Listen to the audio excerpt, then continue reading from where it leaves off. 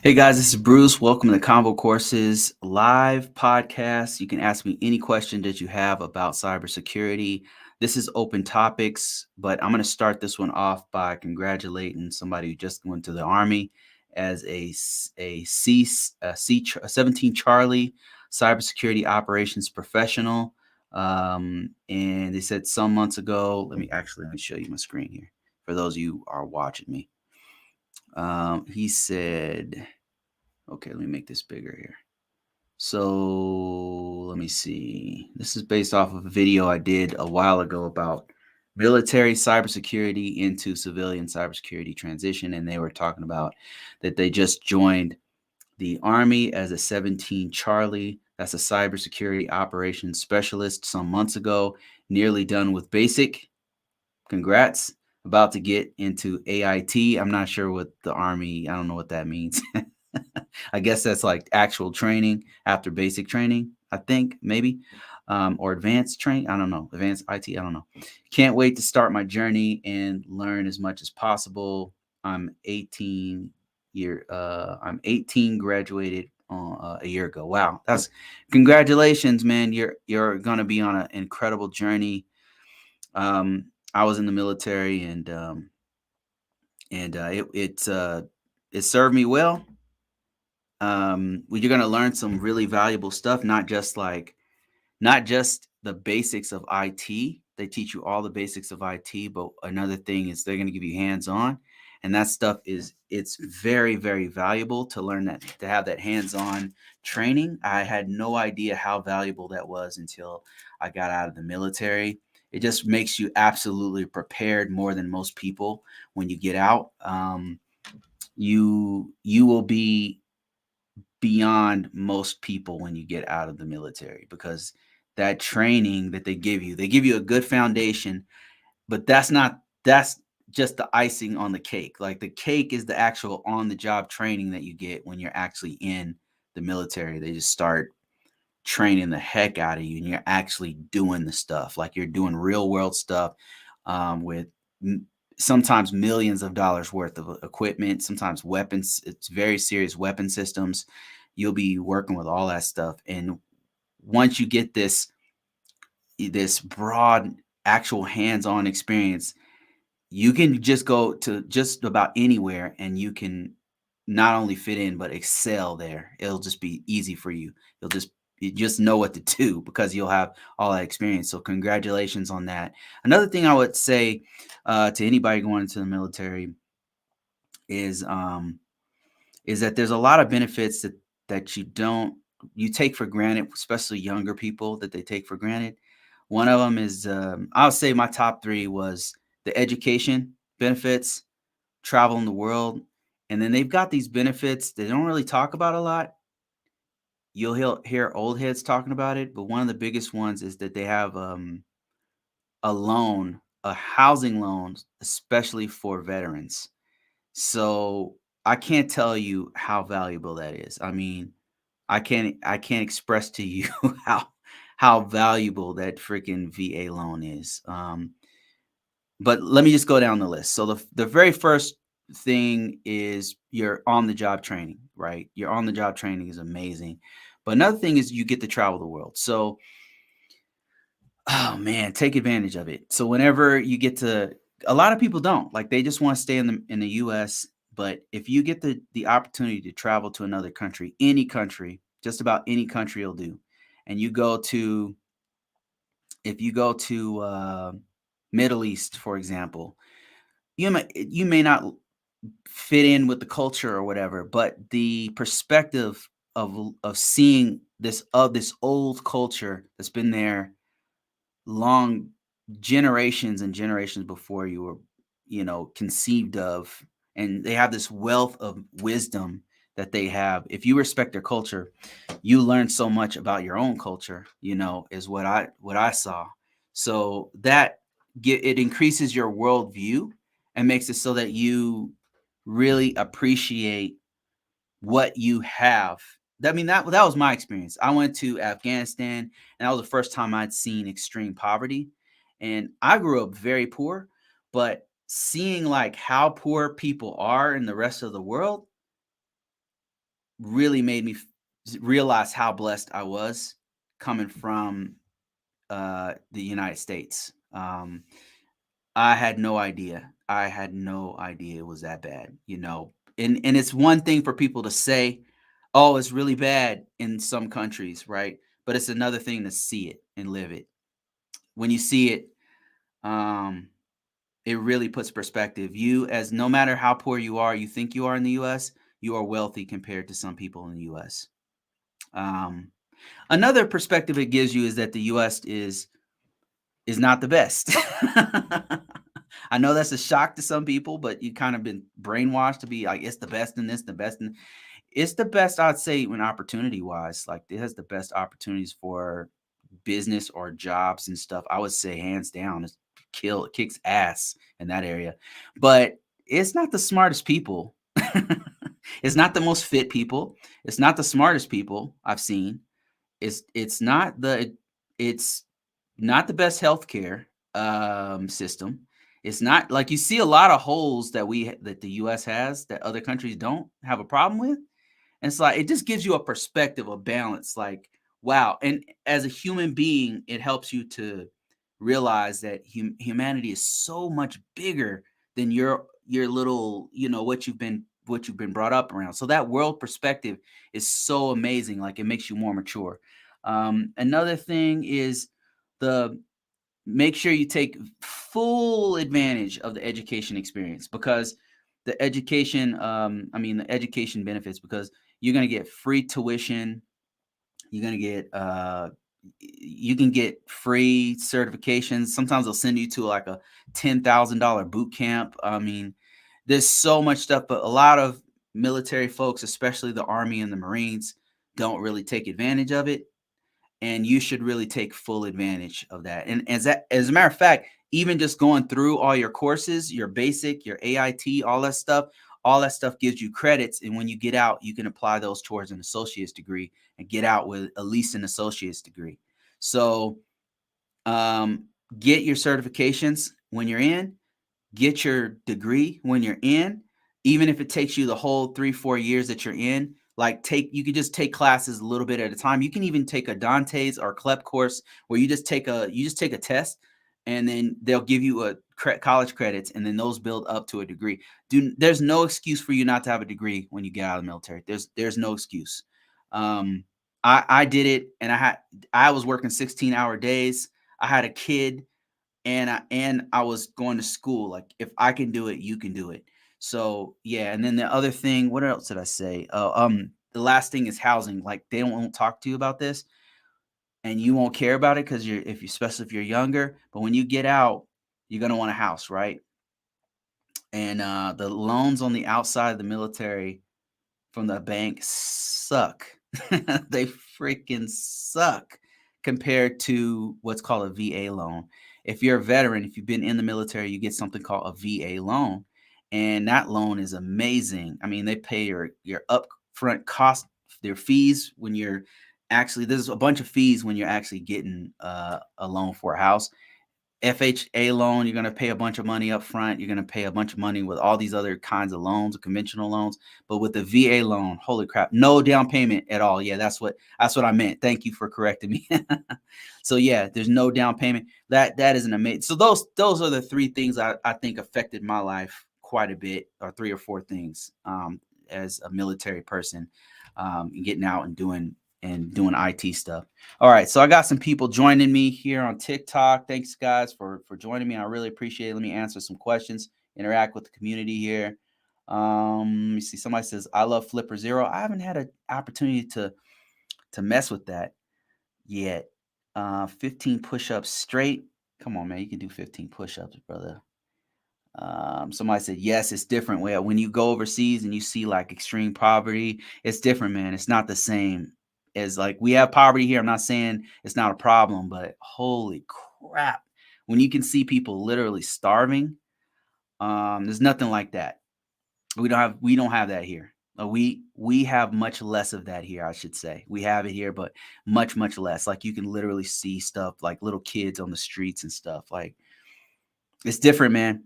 It's different. Like it gives you a real perspective on the state of humanity, and you just want better for people, human beings. You know what I mean? So let me see. Somebody asked me. Grey Ghost said, "Do you recommend year up for? Do you recommend year up for cybersecurity?" I'm not sure what you mean by that. Could you rephrase your question? Do you recommend year up for cybersecurity? I don't understand. Yeah, rephrase that question. I'm not sure. Cybersecurity is a high paying career. Certifications are everything. It's definitely, I agree with that, and experience. I agree with that. I would say there's a hierarchy. I would say, in my opinion, it goes experience, then degree, then certifications. Can you do it without a, a degree? Yes. Can you do it without a certification? Yes. Can you do it without experience? You can, but it's going to be much, much harder, and you're going to have to start from rock bottom with no experience, because you got to get the experience, and that's, somebody's got to take a chance with you. And then you're doing field tech work or help desk work, making like $15, $12 an hour, um, $20 an hour, something like that, and they're teaching you on the job. So with no experience, it's much harder, I would say. But the top thing you want to get is that experience first and foremost. That's just my 2 cents on it. Let me see. Thoughts on MIS as a master's in information systems or information security, information systems. Thoughts on a master's degree in information systems. I'm getting a BS in MIS currently. And what is MIS? What is, what is that? You're getting a bachelor's degree in MIS. Jay Beckman, what is that? Management information systems. Oh, okay. Yeah, sorry, I apologize. Management information systems is awesome. And I'll tell you why. So when you are out in the field, you're trying to get a job, contracting job, in the private sector, whatever. Most organizations are not looking for whether you went to Harvard and you have a cybersecurity bachelor's degree. Is what they want to know is if you have experience, for number one, and number two, for as far as your degree, they want to know it's at it from an accredited college, and they want to know that you have some sort of a technical background, because thinking technically is much different from some of the other um, curriculums out there, because it can get pretty deep. So what they're looking for is you to have STEM.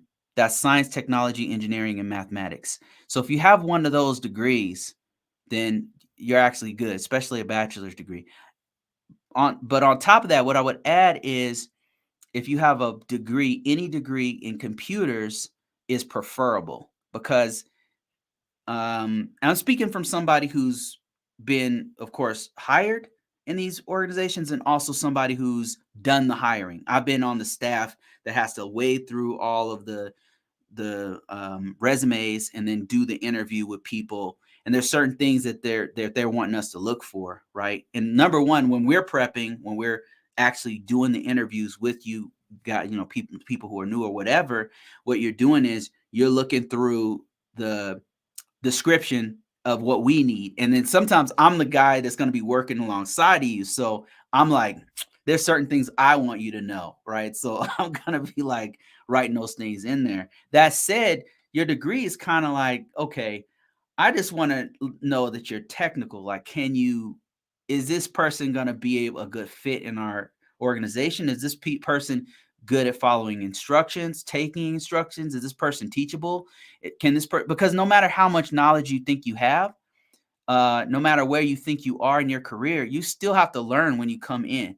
You know what I'm saying? Because when you come in, there's certain things that we do differently that you probably didn't do at your other organization. And it's crazy to get somebody in who thinks they know everything, but they're not willing to. They want to try to do everything the DoD way, but you're working in DEA or whatever, Department of Energy or whatever it is. And every organization you go to does things slightly different. But as far as the degree, accredited college, computer degree, and if STEM, I'm speaking from experience. A lot of my coworkers, didn't have a computer degree. Like I worked with people who had a double E, which is an electrical engineering degree, and they just had a background in IT. So they knew how to fix routers or whatever, but they didn't have a cybersecurity or a computer science degree. You know what I mean? So MIS, that's good. That fits. All right, I got some more questions here. I'm going to try to do a speed run through some of these questions. Try to keep up with you guys on TikTok. Okay, where should I go into? What should I get into after IT auditing? So I'm assuming you're an auditor or somebody who conducts assessments on organizations, and you're trying to level up from there. Is that your question? I'm assuming that's what your question is. Where should you go after IT auditing? You can either expand your career and stay in IT auditing or security control assessor work. They get paid really well. If you go into the DoD and the financial sector, those two, global security, financial sector, contracted, Lockheed Martin, Raytheon, Lockheed, Northrop Grumman, all those are always looking for what's called a security control assessor. You need to put that on your resume. And then the financial sector, they're always looking for auditors, man. So especially if you have a CISA or something like that, but other things, places you can branch off into, you can do what I do, which is NIST 800. You can do security control implementation type stuff. You can do security compliance type stuff. Like that's what I do. That's GRC type stuff, because an auditor is going to know like how to match a system with different frameworks. So you can go into implementation as a server guy or a hardware guy, or whatever. You can go into security compliance, doing all kinds of different security frameworks. You can go into, like, from an auditor, you can go many different directions because you're kind of a centerpiece. Like an auditor is having to look at how controls are put in place. So like you're kind of in the middle of a lot of different things. So you can go in many different directions. But where should you go? My advice will be go to where the money is, whoever's going to pay you the most. What's a good entry level salary? It depends. Entry level is a very broad term, and I know how it sounds, but hear me out. So entry level doesn't necessarily mean that you have zero experience. Normally, when you go on Indeed and you're looking for those jobs, or Dice or whatever, Monster, whatever, they're looking for somebody with 2 or 3 years of experience, and they'll say it's entry level, but they're saying, but you have to come in with a year of experience. I don't know why they do that, but you can find jobs. So I'll describe 2 different ones. Okay, one is you have no experience. You have a security plus. You have zero experience. You used to work in healthcare or something. You were a CNA or whatever, right? You want to get into cybersecurity or IT. Any job you can get if that's the case, you have zero experience. Any job you can get your foot in the door is good, right? Just any job you can get your foot in the door. But traditionally, what you want is somebody who's going to allow you to have a lot of hands-on, and not necessarily just on the phone and walking people through stuff, but something where you're there and you're doing hands-on. You're working directly with the company. You're going into the office. You're fixing things like that. Like any kind of like real hands-on type training type stuff you want to do if you have zero experience. And now if you have some experience, right, which is what the employers, when they're thinking entry level, they're usually thinking, okay, this person has 6 months of experience. This person has a year of experience. Most of them, that's what they think when they say entry level. Now, if that's the case, I would say go where the money is. Go where who's going to pay you the most, and where you can grow with that organization. Grow as in that you're going to get exposure to more cybersecurity tools. You're going to get more exposure to networking tools or whatever branch of IT stuff you're going to get into. So that would be what I would say. Somebody said $20 to $25 an hour. That'd be pretty good for absolute beginner entry level with no experience. Yeah, that's really good actually for that. Everybody tap them up. Thank you. Appreciate that. Let me see. I'm just looking through pen testing maybe. Oh, somebody said from IT auditing, he suggested Drew Jones suggested going into pen testing. That wouldn't be a bad choice either. It kind of depends on what you want to do. Back to the suggestions on the IT auditing person, it depends on what you want to do. If you want to be kind of more hands off and more management stuff, you can go into the management side of the house. You can go into the policy side of the house. If you want more hands on and like want to dive in there and you just want to get as much hands on as possible and mess around with all kinds of tools, then pen testing would be perfect for you. Now you're probably gonna have to sharpen up your skills if you don't already have them. Like maybe as an auditor, you already have the pen testing stuff down. Like you've already messed with Kali Linux, you've already messed with scanning tools, you've already messed with Nmap or whatever. Then yeah, man, pen testing, penetration testing will be perfect for you. As an auditor, that means you already know how to do the reporting stuff. You already know what to look for. Yeah, you'd be perfect as a pen tester. Okay, let me see. Hope you're having a great day. Thank you. User 87800143656. All right, let me see. Other questions here. See if I'm missing anything. If not, I'm gonna go and answer some more questions. Let me see here. Let me see. No more questions. So what I'm gonna do. Oh, okay. What Elijah says. What do you recommend? Cybersecurity or computer science degree? Me personally, knowing everything I know. Okay, I'm just gonna be honest with you. Okay, straight up honesty. Out of those two, I'd choose cybersecurity. If you gave me a choice outside of those two, I'd say either IT, bachelor's degree in information technology, or bachelor's degree in information systems. And here's why. Bachelor's, usually the curriculum for computer science is math heavy. It's harder. It's more difficult. If you want to go that route, and I'm not discouraging you from going into the science route, into more. We need more people who know how to do mathematics and physics and all that kind of stuff. We definitely need, especially in the U.S., because there's not a lot of U.S. citizens who are doing that, unfortunately. But if you're just trying to get that bag, and unfortunately, that's the kind of world, that's kind of the direction we've gone here, where all of us are kind of like working like side hustles and two jobs and shit like that. I mean, the reality of it is all of us got to like the salaries are not keeping up with the cost of living. Let's just be honest here. So what I'm going to tell you to do is get a degree as soon as possible. It's a piece of paper. Get it from an accredited college, okay? Get a bachelor's degree in IT or a bachelor's degree in information systems. They're easier. They're going to have you write a bunch of papers. You're going to go through the history of computers or whatever. They'll have some computer courses that are hardcore as a basic math curriculum, but they're not going to get into like advanced database creation or like JavaScript 305 or whatever. Like that's the kind of stuff that they'll have you do in computer science. Like is like, what the hell am I doing? You know what I mean? Like some advanced stuff that there's some people who are going to get into that and who are going to just excel at it and all that kind of stuff.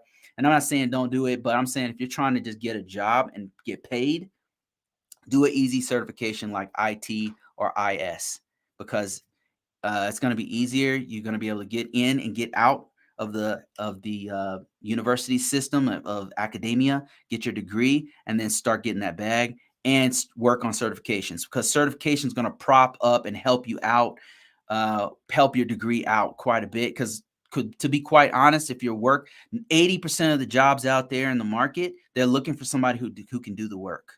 They're not looking for a freaking brainiac. They're not looking for an MIT, Harvard, Yale grad who knows how to do thermonuclear physics. You know what I'm saying? They're looking for somebody who's willing to do the job, who's going to work, who understands it enough to where they can get in and hit the ground running. That's the kind of person that they're looking for. I'm just being perfectly honest with you. And if you're trying to get that bag, you probably going to have to just get that degree real quick, get that certification real quick, and then start leveling up from there. I'm working in the field right now. I'm doing this job. I do this for real. So I'm just telling you. Let me see. Get experience between degrees. Absolutely. Do you recommend WGU for cybersecurity or cloud? Cybersecurity or cloud? I would say it depends on what you want. Chime in. I'm sure I get a lot of people who already do this too. And chime in, guys. What do you guys think? I'm gonna tell you what I think, but there's a couple. Drew, what do you think? Do you think that this person should do a degree in cybersecurity or cloud technology? I would say it depends on what you're trying to get into. Both of those are very good choices, in my opinion. I'll give you mine, and I'll read Drew's opinion about this. So, um, both of those are good because those are specialized fields. Um, I have a bias because I'm in cybersecurity and I know it's super hot. Cloud is also hot though. So I don't know. I would say whichever one you do, get at least a bachelor's degree and then follow it up with a certification in that field. Like if you of course you could get a cloud certification, a cloud degree with WGU, and then complement it with a security plus cybersecurity certification. And you could do cybersecurity and then get a cloud certification like AWS practitioner or whatever it's called, and then supplement both of those. Like you can literally kind of do both. So that would be hugely beneficial to you. The most important thing to do, like Drew said, is to get experience in between. Like while you're getting a degree, go ahead and get experience. That's the most important thing you can do out of either one of those choices. Drew Jones said cloud is technical as F. So it depends on how technical you want to get. Cybersecurity can get pretty cerebral, pretty it's it can get very technical, but when you're in college, there's it's gonna be some management type stuff in there. So it's not as well, I guess it depends on the curriculum. So I don't know, like what it really depends. Some can be very technical. It kind of depends. I would say look at the curriculum of each, and depending on how technical you want to get, figure out what you want. Both of those are good choices, though. Both of them are good. I choose whichever one had more hands-on would probably be your best choice. Somebody said, I have an AAS, an associate's degree in CIS. Is that computer information systems? Will a SEAM lab or security plus or CYSA plus get me in the door in an IT internship? So what I would do, Key, is as soon as you can, start applying for positions like right now. You said you already have a CIS, will a SEAM lab or security plus. It at this point, anything you can get is going to help you. Anything you can get is going to help you. Security plus is more marketable. It's not a guarantee you're going to get a job. What they're really looking for typically is somebody who can do the work. So if you can do a SEAM lab, like if you can come in and demonstrate that you know how to use Splunk, that would be huge. If you could come in and demonstrate you know how to do use a scanning tool, that would be incredible. If you could, when you're in the interview and they say, do you know how to use Tenable? And you can say, yeah, I've used Tenable before. I used it in a lab. Haven't used it in an actual large environment, but I know how to use, I'm familiar with the GUI and I know how it works. That'd be pretty big. So yeah, it would at this point in the beginning of your career, anything you can do is going to help you out. I will tell you Security Plus is highly marketable, but they really do expect you to kind of know how to do things, not just have a certification or a degree. And I know that's a bummer. You're like, man, I just spent all this money and time getting a degree, and you're gonna tell me it doesn't mean anything? No, a degree is absolutely awesome. Like that's incredible. It helps you get your foot in the door. It helps you get that internship. It helps you get that apprenticeship. That is great. Okay, I'm not discouraging you. I'm not, but I'm just telling. There are difficulties, and just having a certification is not gonna magically wave a wand and get you that experience. So anything you can do is going to help you out. Just get your resume out there. At this point, what you should be thinking about is marketing yourself. The definition of marketing is finding supply and demand. So you want to find your own supply and demand. That's what I've done. That's why I stay gainfully employed even through multiple depressions or recessions or whatever the hell they're calling this now. So I mean, the reason why is because I use marketing. So what I do is I find out what the market is looking for. What is this? What demand does the market have for IT, for cybersecurity? Right now, I can tell you it's cloud technology, it's cybersecurity stuff, and that's a very broad term. But cloud is super big, specifically Azure, or the other one would be help me out here, guys. Other ones, of course, Amazon, and then probably Google. Those two right there, and then as far as cybersecurity, they're looking for people who are, if you're going to be an information system security officer, they're looking for U.S. citizens. If you happen to be in the DMV area, there shouldn't be any problem finding a job there. They're always looking for people. If you're willing to go overseas or travel, they're always looking for people. They'll train you everything because not everybody wants to do that. If you have your doors open, cybersecurity is going to be super hot for you. Like if you're willing to make concessions and stuff. So supply and demand. Find what the demand is for the market, and then be the product. Be what they're looking for. If they're looking for cloud stuff, be a cloud guy or cloud person. If they're looking for cybersecurity people, some of the tools you want to learn, Splunk, off the top of my head, Splunk, scanning tools, any scanning tool will do.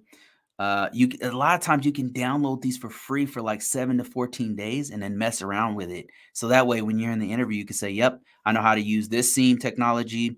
I'm familiar with this SIEM technology. And when they ask you, well, where did you use it? Be honest.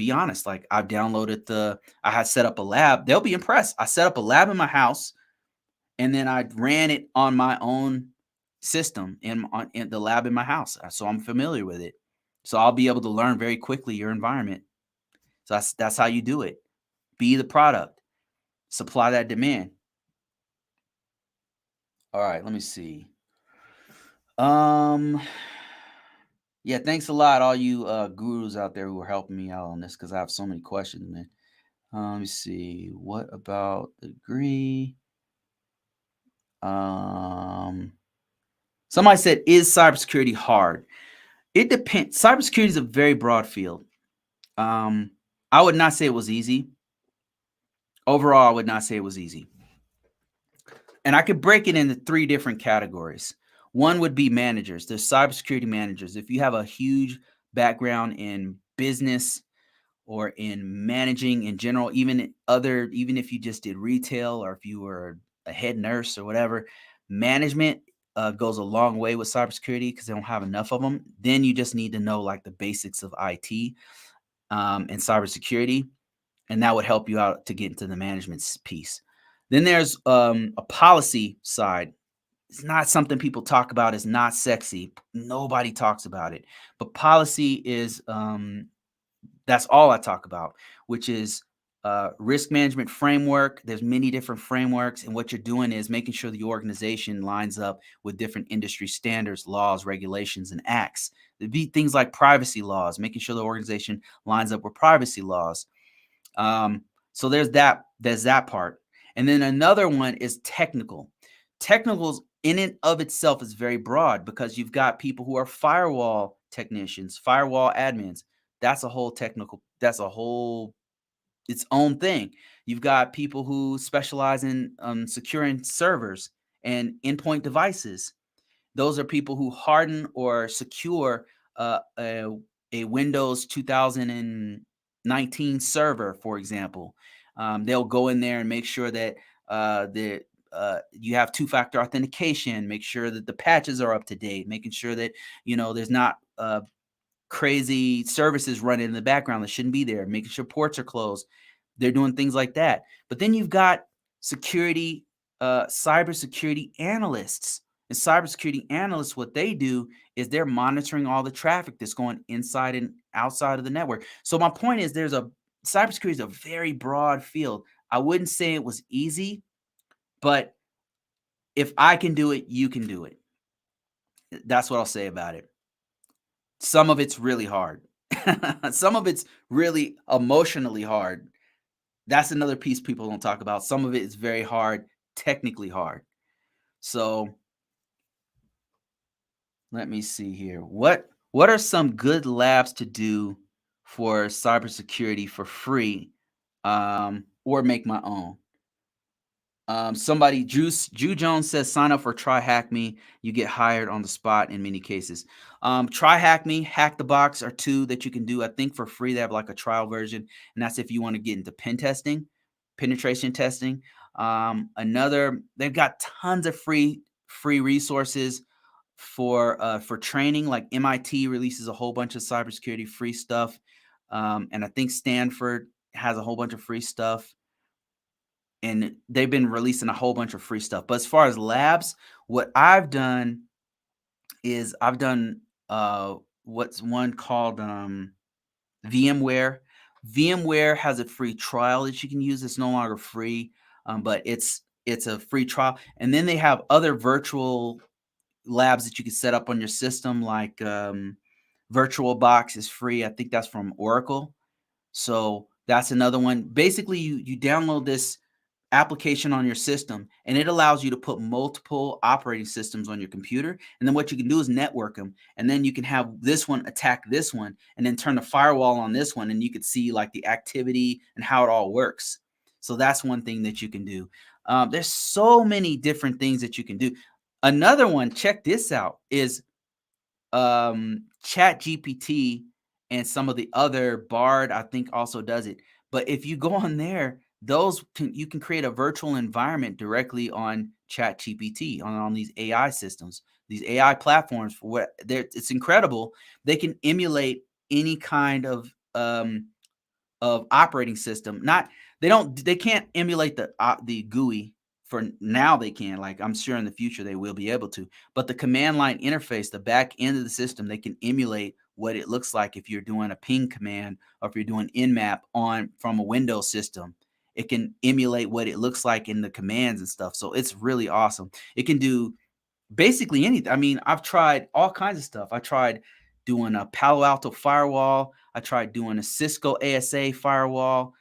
I did a Cisco iOS router, a switch. I did a Windows 95.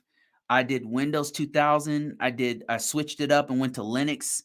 You can do the back end of each one of these systems. It is if you haven't tried it before, it will blow your freaking mind. I got 2 books on this because I've just been messing with it back to back. And in those books, I explain how you can access all that stuff. But I'm sure you can figure it out on your own.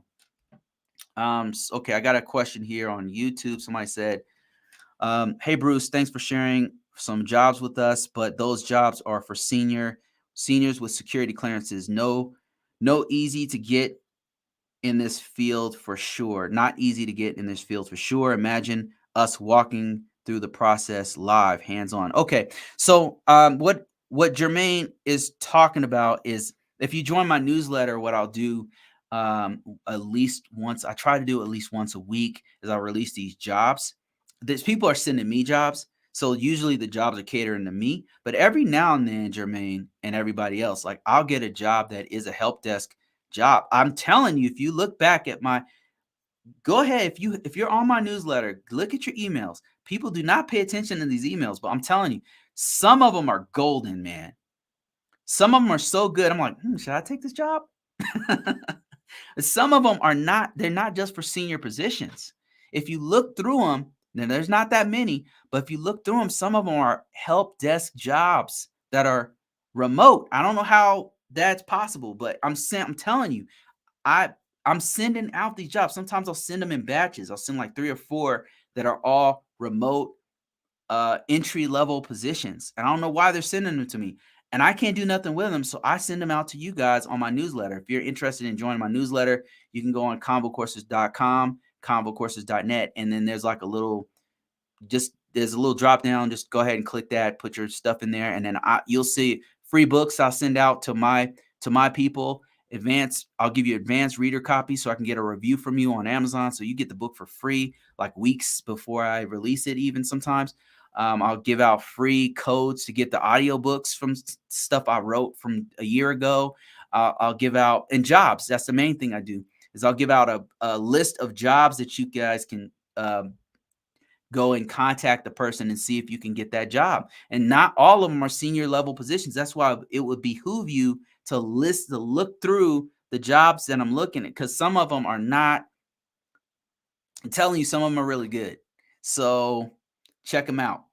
And if you have been on my newsletter for a while, you might want to search through your email and look for, just type in help desk. I'm sure I've sent out at least 1 or 2 help desk positions that are entry level, that are not requiring no clearance, that are some not even requiring a bachelor's degree.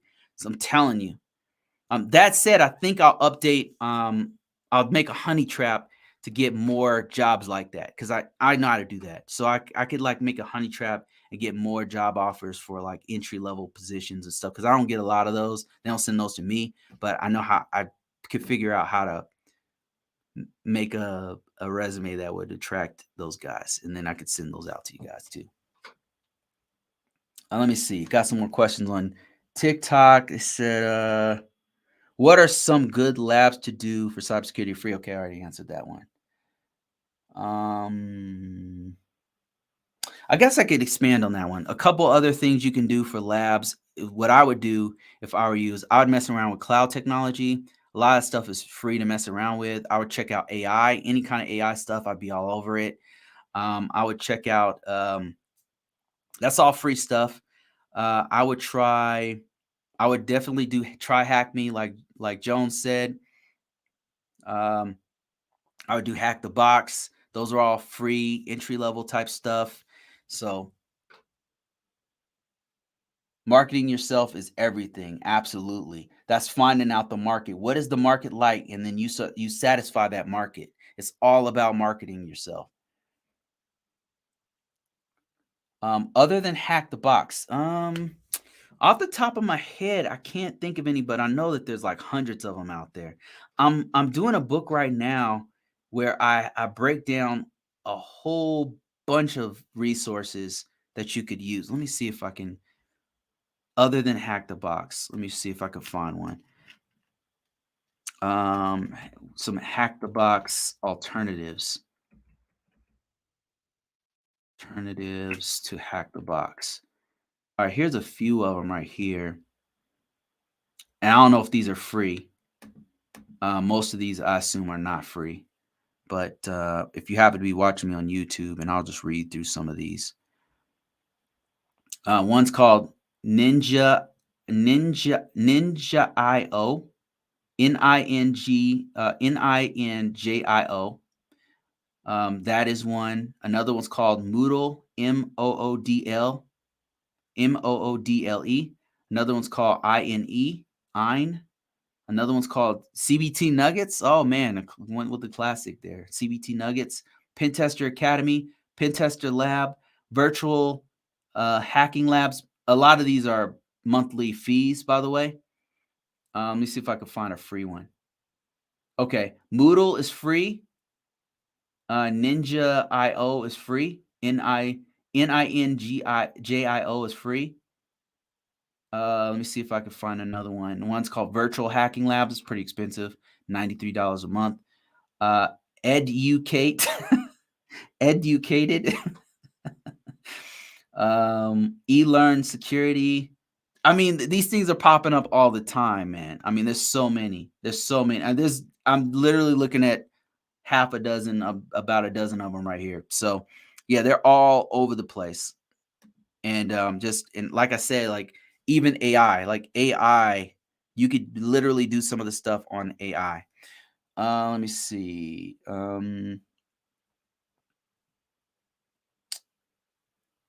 Networking. Home labs work well. Yeah, home labs is probably the best thing you can do, because that gives you opportunity to install it and go through all the problems that you're going to experience as an IT person, and having the patience to build that out. Because 60% of your time is going to be trying to set the thing up and wanting to just pull your hair out. See, that's why I'm bald right now, because I didn't pull my hair out already. It's frustrating. You got to have patience, right? So if you set up your own lab like Drew Jones is putting you guys in some serious game. If you set up your own lab, like you're learning how to install the stuff and then all the troubleshooting that you have to do to do it. And you have to have the patience and the time. And sometimes it'll take you hours just to research how to put it together before you can even do the lab stuff, that make the lab work is 80% of what you're going to do, so it's actually cool to do your own lab. Jermaine said, nice, hard to find remote now. It's a little difficult right now. I would say, yeah, it's a little bit difficult to find remote jobs, period. Over 500 applicants. Yeah, so each job for remote jobs, great point, Jermaine. For each job, if you're trying to get remote positions, this is not for everybody. It's not for the faint of heart. So remote positions are very competitive. Even for me, who's been doing this over 20 years, they're competitive. Like when I apply, I'm applying among like 20 or 30 people, which means those are all my competition. So, and some of those people are already networked. They already know the people at that organization who's putting the job out. So they're already getting endorsements from people in the organization. They already know how that organization works. They already know where to apply and stuff. Me, I'm just coming in off the street and applying for this remote position.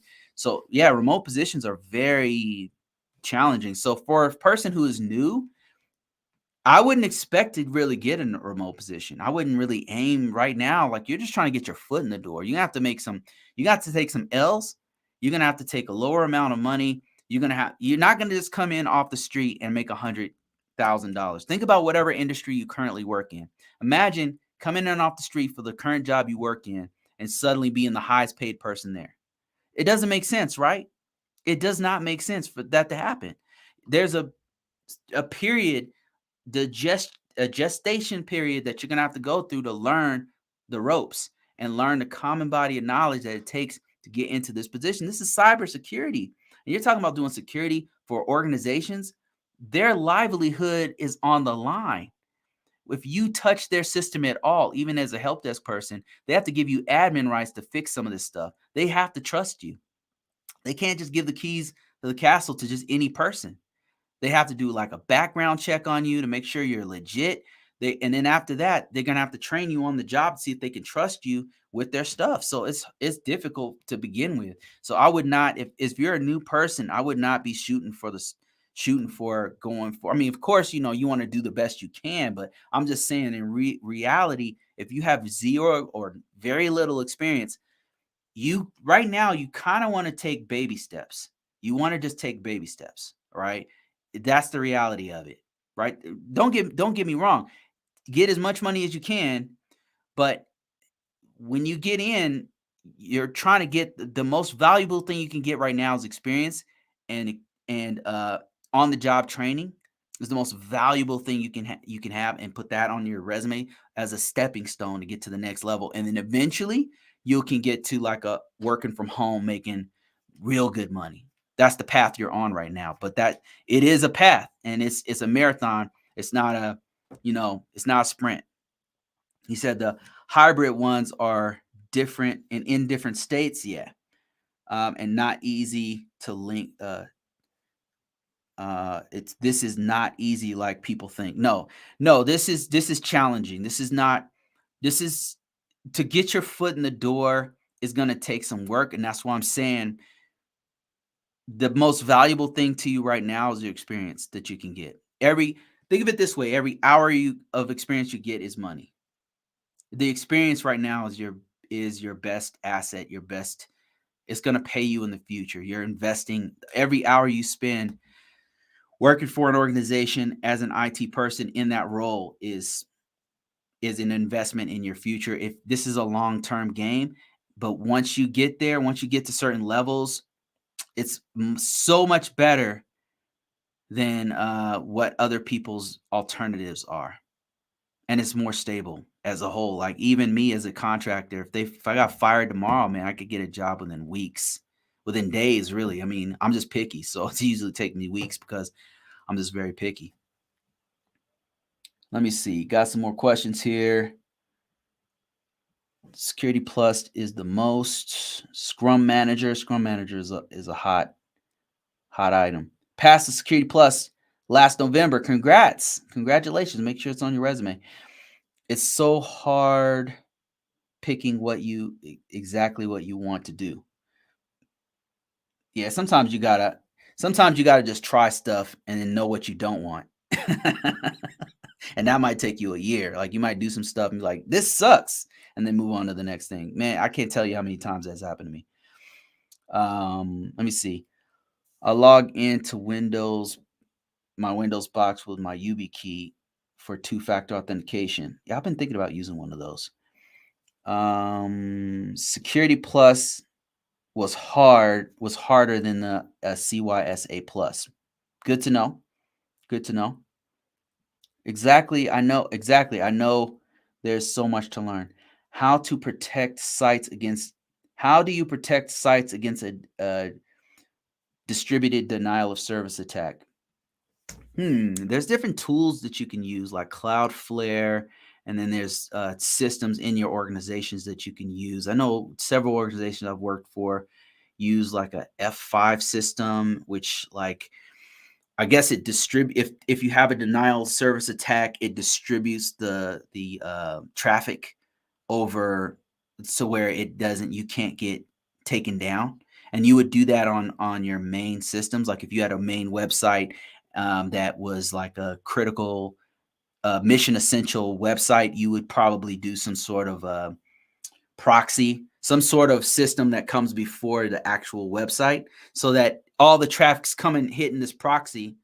The system is designed to take the hit, and then it'll distribute the traffic. And then sometimes it'll even say, okay, 90% of all this attack is coming from, I detect that this is an attack from this one IP or these 3 IPs. I'm going to shut all these IPs down. These IPs, I'm not taking no more of their traffic. I'm only going to allow these other, because it'll trigger a certain algorithm in that system. So that's one way that it happens.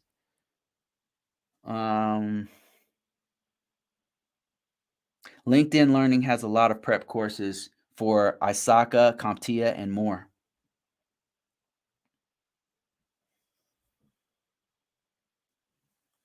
Earl, I locked myself into a room for 2 months and just learned the basics of Linux. Glad I did. Yeah, this man knows what he's talking about, because I've had to do the same thing. This guy, like, you need to listen to this dude. He knows what he's talking about. MITRE Attack Framework is a need to know as well. Yeah, MITRE Attack Framework is really cool, especially if you're on the cyber defense side of the house. I was not just cyber defense side of the house, probably the attack side too. I mean, really, for any IT person, like any IT person should probably read up on MITRE Attack Framework. If you don't know what that is, if you happen to be an IT person, it's going to be interesting. Just type in MITRE, MITRE, Attack Framework, and check it out. It's really interesting. It's incredible. What it does is it tells you the tools, techniques, and procedures that hackers will use to infiltrate a system. And it's not telling you, like, exactly how, a breakdown of how, like, how the packets get in or any of that. It's more telling you what methods will an attacker use, from fingerprinting. Like, if they're fingerprinting and trying to figure out what's going on with what they can gather from your external IP addresses, the next step will be X. And then once they have X, they're going to go to Y. Like, it's telling you the steps that a hacker will take, and then where you're at. And if they're attacking you with this, more than likely they're going to go here or they're going to go here. And as a cybersecurity person, it's telling you, you can use it for many different things. If you're writing a policy about how to do an incident response, you could go to the attack framework, the MITRE Attack Framework, and say, okay, if they were doing a fingerprinting on us, the next step is going to be, normally they're going to go to scanning. So what can we do against scanning? What would we do here? What would we do here? So it's a pretty good Pretty good tool to use. Let me see. Try hack me. Do you know SQL? I really don't know SQL, man. I at one time I did. I had to learn it because I knew seam stuff, so I had to learn like basics of SQL because the seam that I used a lot of SQL type stuff in the back end, but not so much. I can't off the top of my head type in commands or anything like that. It's gonna be Google for me for that one. Um, what was the ninja one again? That was if you happen to be still with me, NINJIO, and that is a cybersecurity awareness training and simulated phishing solution that use engaging 3 to 4. Okay. Yeah, just go ahead and check it out. Go ahead and check it out. Always spin up 2 VMs to learn stuff. Yeah, man, I learned a lot of stuff from VMs. A lot of stuff. Messing around with the behavior of systems using VMs, virtual machines. Diamond Gabrielle says, what hands-on experience can you recommend for someone who wants to be an auditor? An auditor. So I'm assuming you mean an assessor. In my world, we call it an assessor, a security control assessor.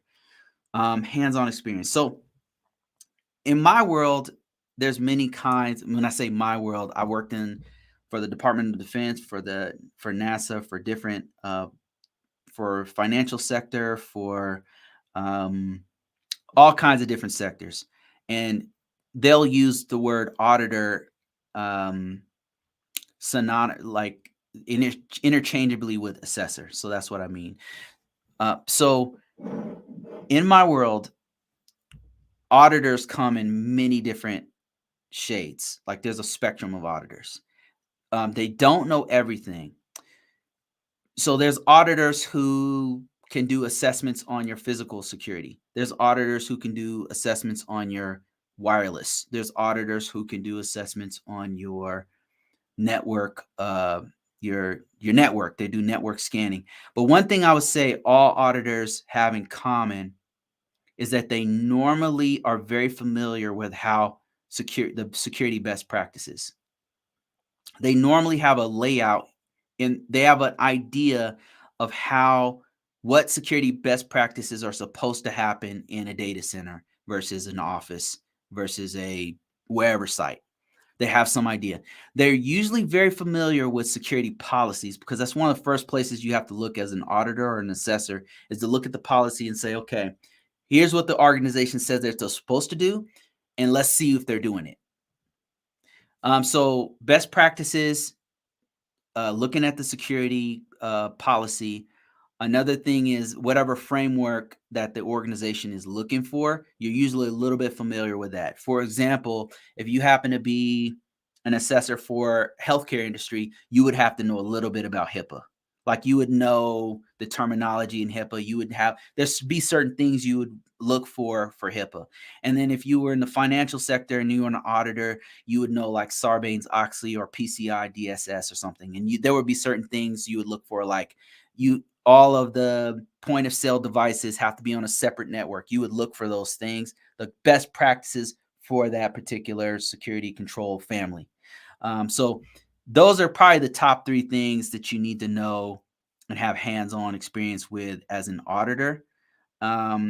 Other specialized things would be like a scanner. Like normally they'll know, especially if they specialize in network security, they'll usually know like Tenable or they'll know Qualys or they'll know whatever scanner or Nmap, or if they happen to be a pen tester, part of the pen tester piece of the auditor team. Because sometimes auditors will have like a 5-piece team that one guy is like a professional. It's like the A team, right? They'll have like a dude who just looks at the documentation and the physical security or whatever. And then you have a pen tester guy who knows all the ins and out of pen testing. And then you'll have like a person who's good at interviews or whatever, and they know what the organization is supposed to be doing as far as operationally. And then sometimes, usually, you'll have somebody who knows all these, like some piece of all these things. they'll have a mixed bag and multidisciplinary on all those things. But the top three things I would say would be they usually know the security best practices. They usually know something about the security framework that they're working on, and then knowing a little bit about the security policy of the organization. I hope that makes sense. I did some auditing, specifically risk assessment stuff at my last job, and then I did a little bit of it in the military, so that's why I know something about it. Let me see. Let me see. So Diamond also says, should I do entry level to start as a analyst? Yeah, so I would say I don't know your experience level, Diamond, but if you have zero experience, you want to start from the basic common body of knowledge for IT. And that means like you need to know how computers work. I I don't know where you are with your level, but if you have zero experience, you want to start off with basic stuff. How's a computer work? How's the RAM work with the storage device, work with the memory, storage, and how the CPU? How do all those things work together? What is cloud technology? What is the basics of it? How's networking work? What is the difference between a public IP and a private IP and a research IP? Like, what are the differences? What's going on? Like basic stuff is where you want to start off with. You're not necessarily going to jump directly into analyst work or directly in. Those are specialized fields that you want to build up to. Because if you're an analyst, I'll just give you an example. If you're a cybersecurity analyst and you come in there and they hire you and they're like, okay, I want you to analyze this TCP/IP packet, and you don't even know what a network is, like that's a problem. You know what I mean? That's a problem. So you got to know the basics first and then build up to that. Let me see here. Let me see. I've got a question on YouTube. Are you a government contractor? Yes. Right now, I'm working as a government contractor. Previously, I was working straight up private industry, and I did that for about 2-3 years. And before that, I was a contractor for a government agency, and before that, I was working in aerospace. I think it was an aerospace company that did contracting for the government. So yeah, I've been a contractor for quite a long time, and the differences, there's some differences there. I would say the private sector was you really had to know your stuff more with the private sector. You really had to have some sharpened skills because they would just give you to the client and be like, okay, this is your client, go. It's like, here's your client, go. It was like you had your own company or something. It was crazy. Like they really expected me to know what I was doing. I mean, luckily, I did okay. But I'll say contractor world, it has to be in line with whatever government agency you're working with. So they expect you to have a certain level. And what I like about the government is that they just have a slot for you, and they just say it's like they put you in the matrix. They just say, "Pow, here you go. Now you're in the matrix. Here's what you need to know. That's it." But the private sector was like, they just gave you a hammer and a saw and be like, "Build that house over there." And you're like, "What?" Go build the house. You know, here's everything. Here's the blueprints. Here's this. Here's that. Go build the house. Let me see here. Added you on LinkedIn. Thanks. Would love to collaborate with you. Okay, man. Thanks, man. Thanks for adding me. I appreciate that. Um, okay, here's one I don't know. How much work have you done with NIST 882R3? What is that? NIST 82R3. Hold on, I'm having some technical difficulties as I'm typing on YouTube. 82 Rev 3? What is?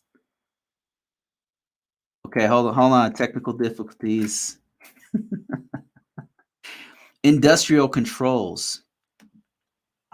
Was I just reading about this?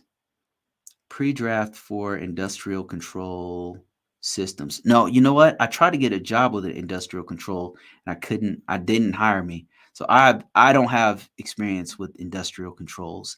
That's like, if I'm not mistaken, that's like utility companies, right? Is that right? I don't have experience with this. I've not worked for a utilities company. If that's what you mean, like utilities or like not just power lines, but like gas industry or whatever, and then you're working with the systems that control the actual utilities. Is that it's I'm assuming that's what you mean, but I I don't even know enough to answer the question to know what I'm talking about. I can't even say yes or no on this one. That's how little I know about industrial controls. But I did go for an interview for industrial controls and they were like, "Nah, we need somebody who's been working in this industry." I was like, "Okay." Let me see here. I got some more questions, more comments here. Just reading comments, open topics. Let me see here.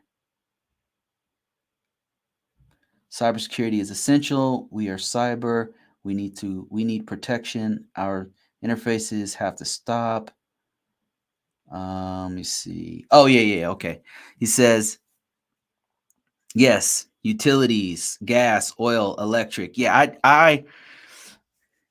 so I guess story time. So last year I was looking for a job and I started a business doing this stuff full time. It was fun, but I couldn't make it work, man. The medical killed me, man.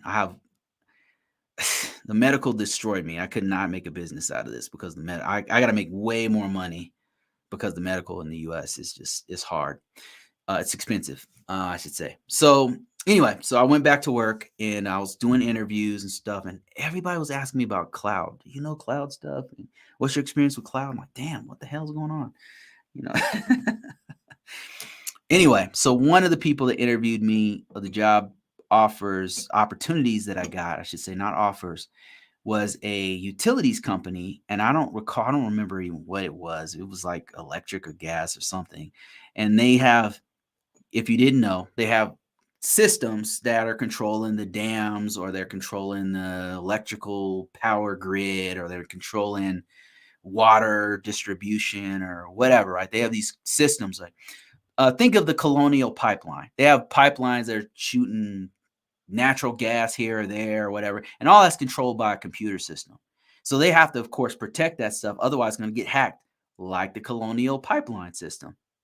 And so they're looking for a cybersecurity guy to come in there and do, I don't remember even what framework it was. It was like a combination of like NIST 800 or NIST cybersecurity framework, or so I don't recall what it was, but they really wanted somebody not to do that piece, because I think that they had a position for that, but that was already filled. They wanted me to be a vulnerability guy, a vulnerability remediation guy, and then they also wanted me to have experience having done the utility of whatever utility, gas, oil, electric, utility, whatever it was. I can't recall, but they didn't. After I went through my experience, they were like, nah, we're really looking for somebody who has more experience with the industrial, with this stuff. So with utilities. And I said, nah, I don't have it. So that was the end of that conversation. Let me see. What is the best and simple job for women, PT or FT?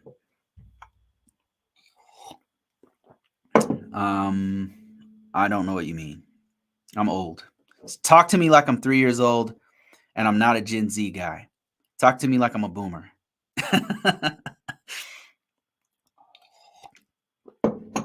Yeah, sorry. I don't understand.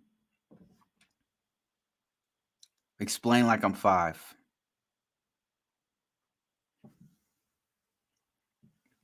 I have TWIC part or full time. Okay. What is the best simple job for women, part time or full time? What does TWIC mean? I don't know what that means. I'm not, I'm old, man. This internet thing is new to me.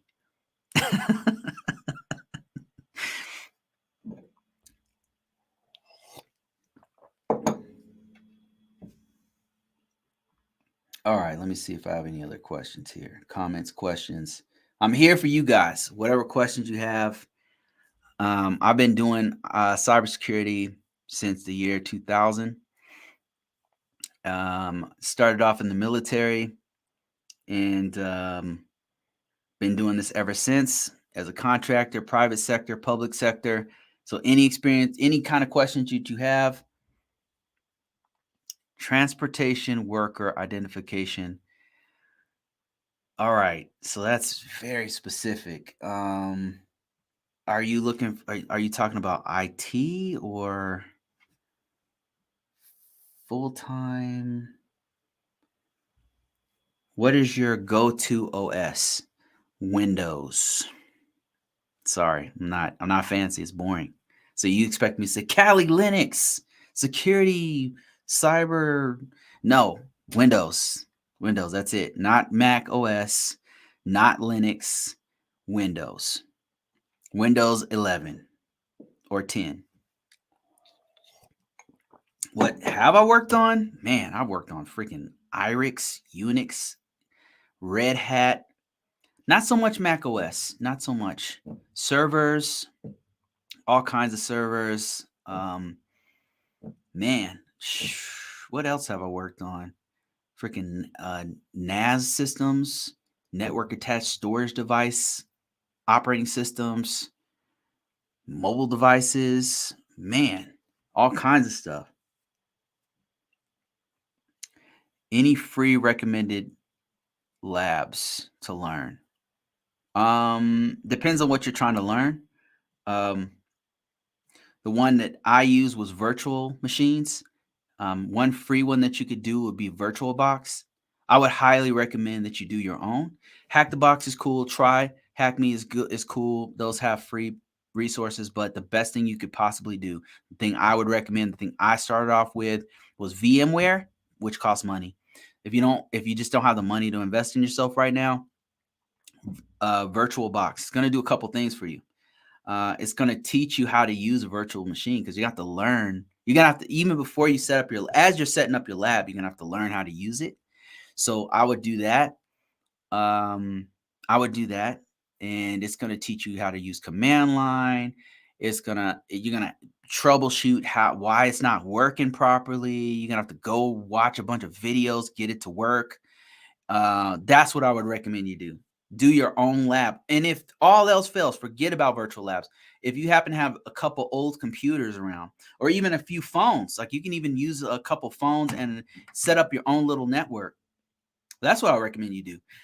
If you have the resources, I have an old computer back here, super old, nobody uses it. If take all your computers, put them on a network them together, start messing around, put do some hacking from this system, and there's free hacking tools that you can use. You could use one's called Kali Linux that you could put on one system that's old, network them all together and use Kali Linux.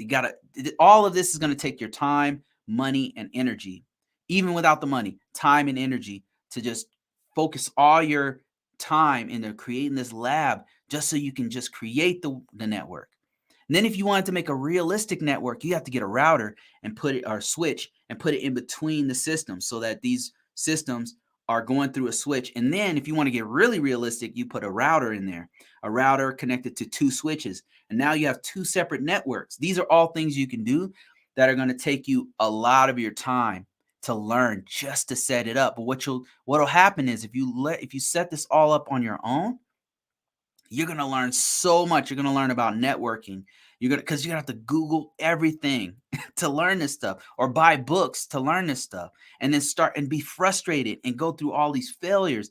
And that process of going through all of these, falling on your face and getting back up, and falling down and getting back up, that is really where the learning happens.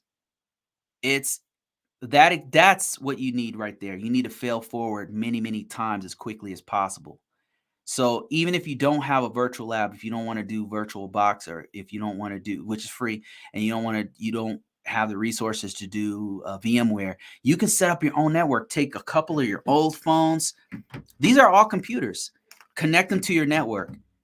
Give it an IP address, and see if you can make them talk together. That's what I did to start. I was just a geek, and I was just messing around with stuff. That's kind of the mentality you want to have, like a little scientist that's messing around, breaking stuff.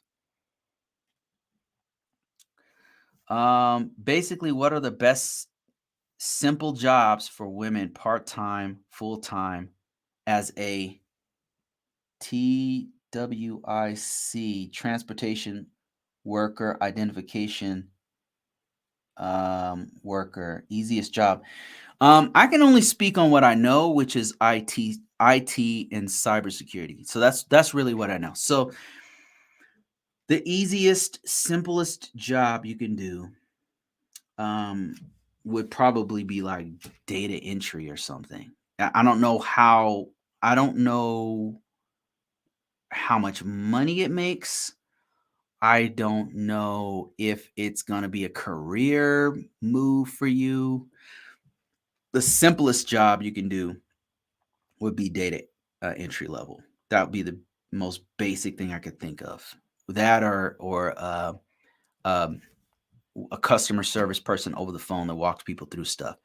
The next step up from that, that's more of a career move, would be field technician. It's not going to be super easy. Like this is for somebody who's really trying to get their foot in the door.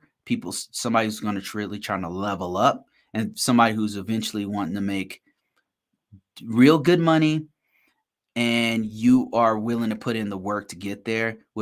I would recommend, if you have no experience whatsoever. Number one, let's back up a little bit. So first of all, IT. Let's forget about cybersecurity. IT has a common body of knowledge that you have to know. What I mean by that is there's basic things you need to know. And the reason why I always start here is because people are asking me this is science, technology, engineering, and mathematics. All right. This is not for everyone. It's just not for everyone.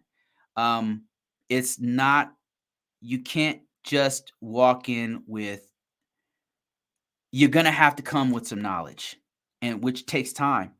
So this is right there, that weeds out most people. They're like, I have to read a book? Nah, I'm good. Yeah, you got to read a book. Like, you got to read a book. You got to watch boring ass videos like this. you got to, like, it's not for everybody. But here's the thing. The hardest, look at your life right now. The best things in your life, the best things in your life all took hard work. Am I right or wrong? The things that you earned, the things that that continue to pay you until now, the assets that you have in your life that you gained, that you earned, were any of those easy? For myself, I gotta say no. No asset that I have in my life from people, there's people who are assets in my life, and they were not easy. It's not always easy to. It was hard. Like, it was like, I don't even, sometimes like a miracle. How did I even meet this person? This person is an asset in my life, and it's a miracle that they're in my life. And we don't always see eye to eye, but this person is an asset in my life. My degree has been an asset. The CISSP, the certification, has been an asset. Some of the business stuff I do on the side has been an asset. And I'm going to tell you, not a single one of those things has been easy. Every single one of those, I had to take time, money, or energy for me to gain those things. And I had to fail over and over again, and I had to read a book. I had to really analyze what I was doing. I had to have mentors. I sought out mentors, and I listened to what they were telling me. And I was like, okay, that's how you do it. Okay. Sometimes I had to pay for mentorship. I'm not offering, this is not an endorsement. I don't have time to be a mentor. Okay. I do not have time. I have a full-time job. I've got 2 kids. I'm by myself. I do all this, but I'm a full-time writer. I do not have time to be a mentor. So this is not me saying, oh, I've got to be your mentor. No, not me. Not me. But I'm telling you, like, anything that I've done that was worth anything, it took me time to get. and I had to fail forward over and over again to get there. So if you're wanting to get into IT, it's going to take you time. You're going to have to learn a common body of knowledge. How do computers work? Number one. If you're not willing to read a book or listen to a book or watch videos where you learn more and build up your knowledge base, this is not for you. Go somewhere else. Don't do this because this is not for you. I'm just being honest. I'm not trying to like discourage you, but I'm telling you, if you are ready, if you are 100% ready to put in the work, then you come to the right place. Because I'm going to tell you, number one, you need to read about basic computer stuff, basic computer stuff, or watch a bunch of videos on YouTube. They're free about basic information. You want a keyword to look for? Information technology basics. That's one. Computer security basics. Computer best practices. That's another keyword. Computer fundamentals. Cybersecurity fundamentals. Network fundamentals. Start there. Start listening, reading. I would highly recommend a book. Just go on Amazon or just buy the most fundamental book you can about computers if you don't know anything. But if you just want, your question was a basic, most simple thing you can do as a woman, full-time or part-time, what could you do for newbies? Be data analyst, data entry. There's a whole bunch of data entry jobs, not necessarily, I don't know how IT it is, but that would be probably the basic. I mean, you're taking information from here and putting it over here. I don't even know if that's IT, to be honest with you. That's the most basic thing I can think of. You can probably get a Fiverr job for that. Like part-time, you can probably do that on Fiverr right now. I don't know how much money it makes. I don't know if it's IT, but that's, if that's what you want to do. A side hustle? Yeah, that's a dope side hustle. Um, how to impress manager at cyber internship. Work hard. Work super hard. Work after hours. Show that you're a team player. That's how you do it. If you want to impress them, show them that you are eager to learn.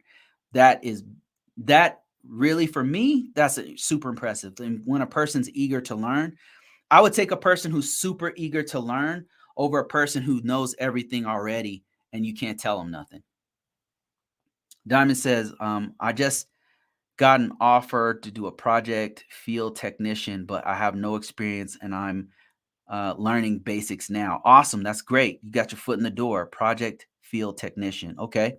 I believe because only 3 applicants applied on LinkedIn, but I believe it will be good for my resume. Yes. And when you learn as much stuff as you can, especially the platform, whatever platform that they're having you use, like if they're using, you said a project field technician.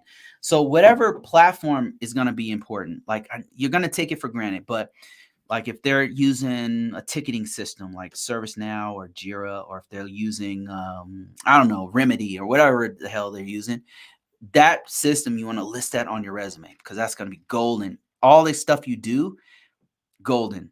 Everything you're doing, and list the action that you did. Like action would be like managed 15 different on-site jobs for connecting fiber cable to Fortune 500 companies. That's the action. The impact is was able to secure 5 new contracts for our company. I don't know. I'm just making stuff up, but that's how you kind of want to list it. You want to list on your resume as action, and then the impact that you had to the company based on that impact. I take my Security Plus in July. Wow, you are serious. Career path for Red Team. I got a Security Plus, a Network Plus, an ITIL, a security clearance, no experience. So No experience. Security plus. Just keep applying for basic IT. What you want to do right now, if I were you, is you need to get your foot in the door at any place. Right now, you just need to get in the door. I'd get like a field tech position or a help desk position to just get in the field. Right now, like red team sounds great and all that stuff. There's all this adventurous pen testing and all this kind. Right now, you just want to get your foot in the door to say you have experience. You need to get the experience. And any experience you use to get that security plus um, is going to be helpful. And you have a security clearance, that's really good too, because a lot of organizations don't want to pay for somebody to get a new security clearance. If you have an active security clearance, that's very valuable. So you definitely want to put all that stuff on your resume. Get your resume in an ATS style, which is a application tracking software style resume, and then put it on Dice, on Monster, on Link, on every put it on every platform. It's going to take you some time, but you got to put it on every platform and then fill out every platform. That means fill out the profile on every platform, and then tell them you're looking to get your foot in the door at and then apply. That's another thing you need to do, is apply for as many of those jobs as possible. Government jobs like office admin, receptionist, government jobs, office admin or receptionist. Not able to relocate at the moment. They should have some stuff in your area. So I would look for those entry level jobs. I would look in those I would look locally. Like those are the kind of jobs you want to try to focus on for now. You might even be able to get some remote jobs. They're out there. They just go really fast. They go really, really, especially entry level remote jobs. They go super fast. About to finish my associates, but my area is saturated with degree and no experience. But my area is saturated with degree and no experience. It's hard. It's going to be difficult to get your foot in the door. About to finish your associates. For all you college students, I say this over and over again. Every week I probably say this to college students. But what you want to do is try to get experience before you even finish your degree. If there's a way at your college that you can actually help them with their computer, their network, their servicing their endpoint devices, ask them if you can do it. Ask them if you can help. And then you can put that on your resume. You can put the actual place you worked for. The job title would be help desk assistant at University of X, and then you would put the experience that you did. Get the experience before you even get out, so you can say, I have experience. I worked at my college. There's work programs for students.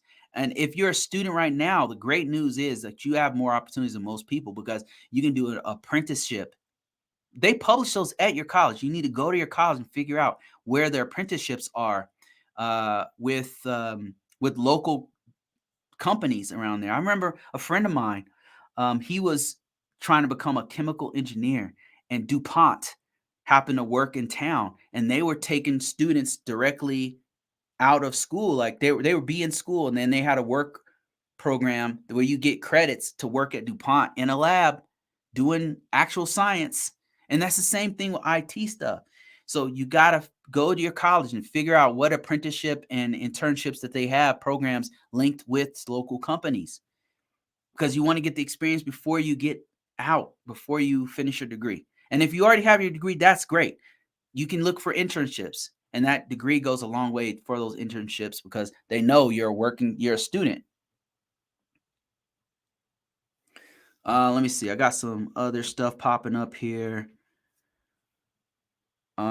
Awesome Dale says, I'm on active duty, just completed my degree in cybersecurity, and I want to reclass as a 17 Charlie. 17 Charlie. That's awesome. So what's your MOS right now, if you don't mind me asking? I also did a reclass from I was a security police officer and then security forces, they call it now. So I went from security forces to they call it a 3 Charlie. They've changed it in the Air Force always changes stuff, but they now call it a 3 Delta or 4 Delta. I don't even know what they call it now, but I went from being a police officer to computers. So a 17 Charlie is kind of similar to what I did in the Air Force. A cybersecurity operations specialist. Yeah. My one of my in-laws, he was asking me about what you just said, and I told him exactly what to do. Exactly what to do, because he's about to get out real soon. Okay, let me answer some more questions. I'll try to go faster through these TikTok questions. I know they kind of come fast. Should a web app cache its user credentials in a cookie or local storage? Gonna ask. You're gonna have to ask a web security professional for that one.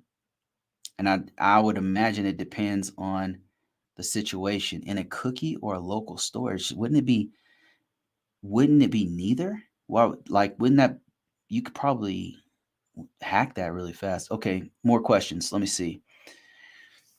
I got a summer internship, so hopefully that plus customer service background. Okay. Okay. These days, I'd be happy with a help desk if they just work from home. Yeah, I know, right? That's nice to have. What is the best platforms for jobs? Oh, to find jobs, like a job platform. Dice.com is probably one of the best ones. The ones that I've had the most luck with has been Monster. I got most of my jobs from Monster.com. People are sleeping on Monster, man. Monster, from my experience, it's been Monster.com.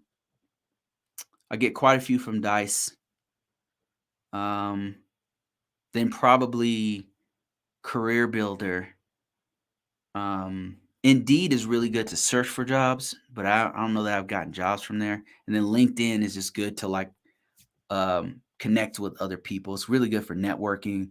I don't really know. I can't say I've gotten jobs from there.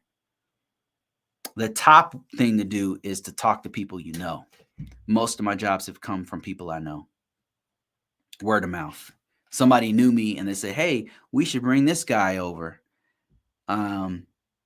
But many of the opportunities I've had that are coming to me constantly, like water flowing, is from Monster.com and Dice.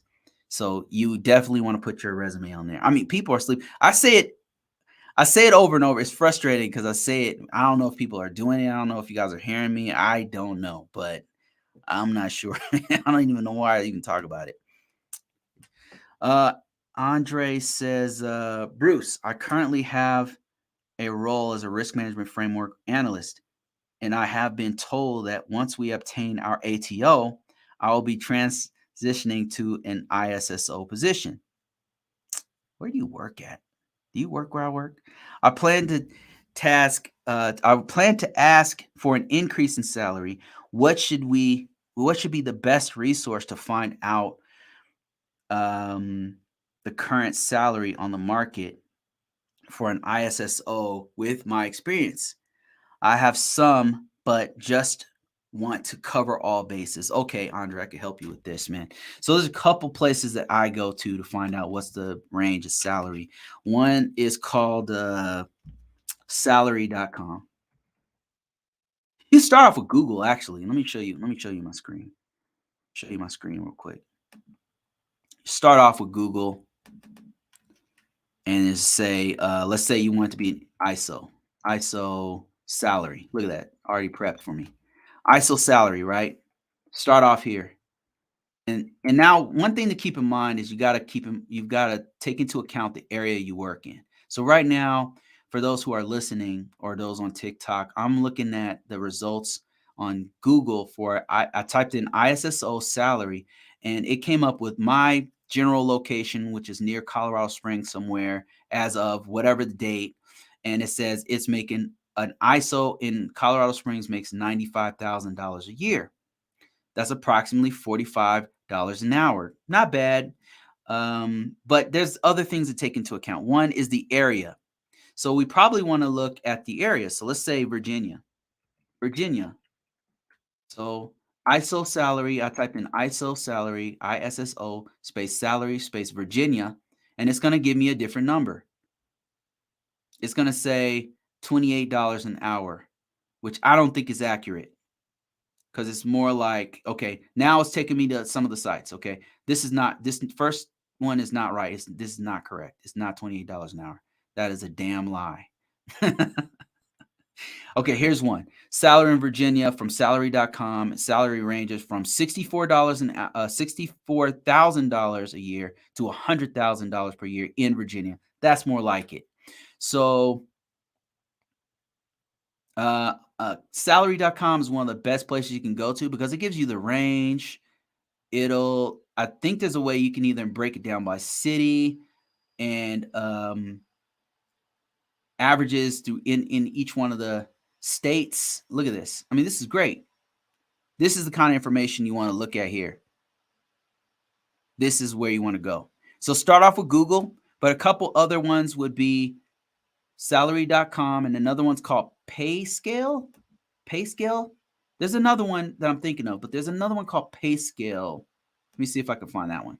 It should be on this page, actually. Let me see. PayScale's is it called PayScale or Pay or something like that? I know some of these IT gurus know what I'm talking about. There's one called like PayScale. Let me see.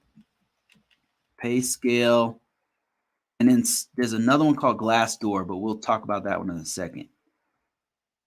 PayScale. Is it called PayScale? Salary.com. ZipRecruiter is on there, but I'm looking for one called Pay. Okay, well, I can't find PayScale for ISO 20 for Information System Security Officer. So what I'll do is I'll go to Glassdoor. Glassdoor is also a very good place to look at.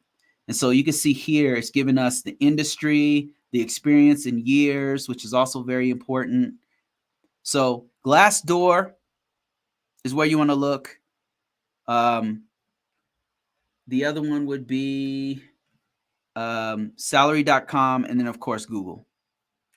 Those are three great resources that I usually use.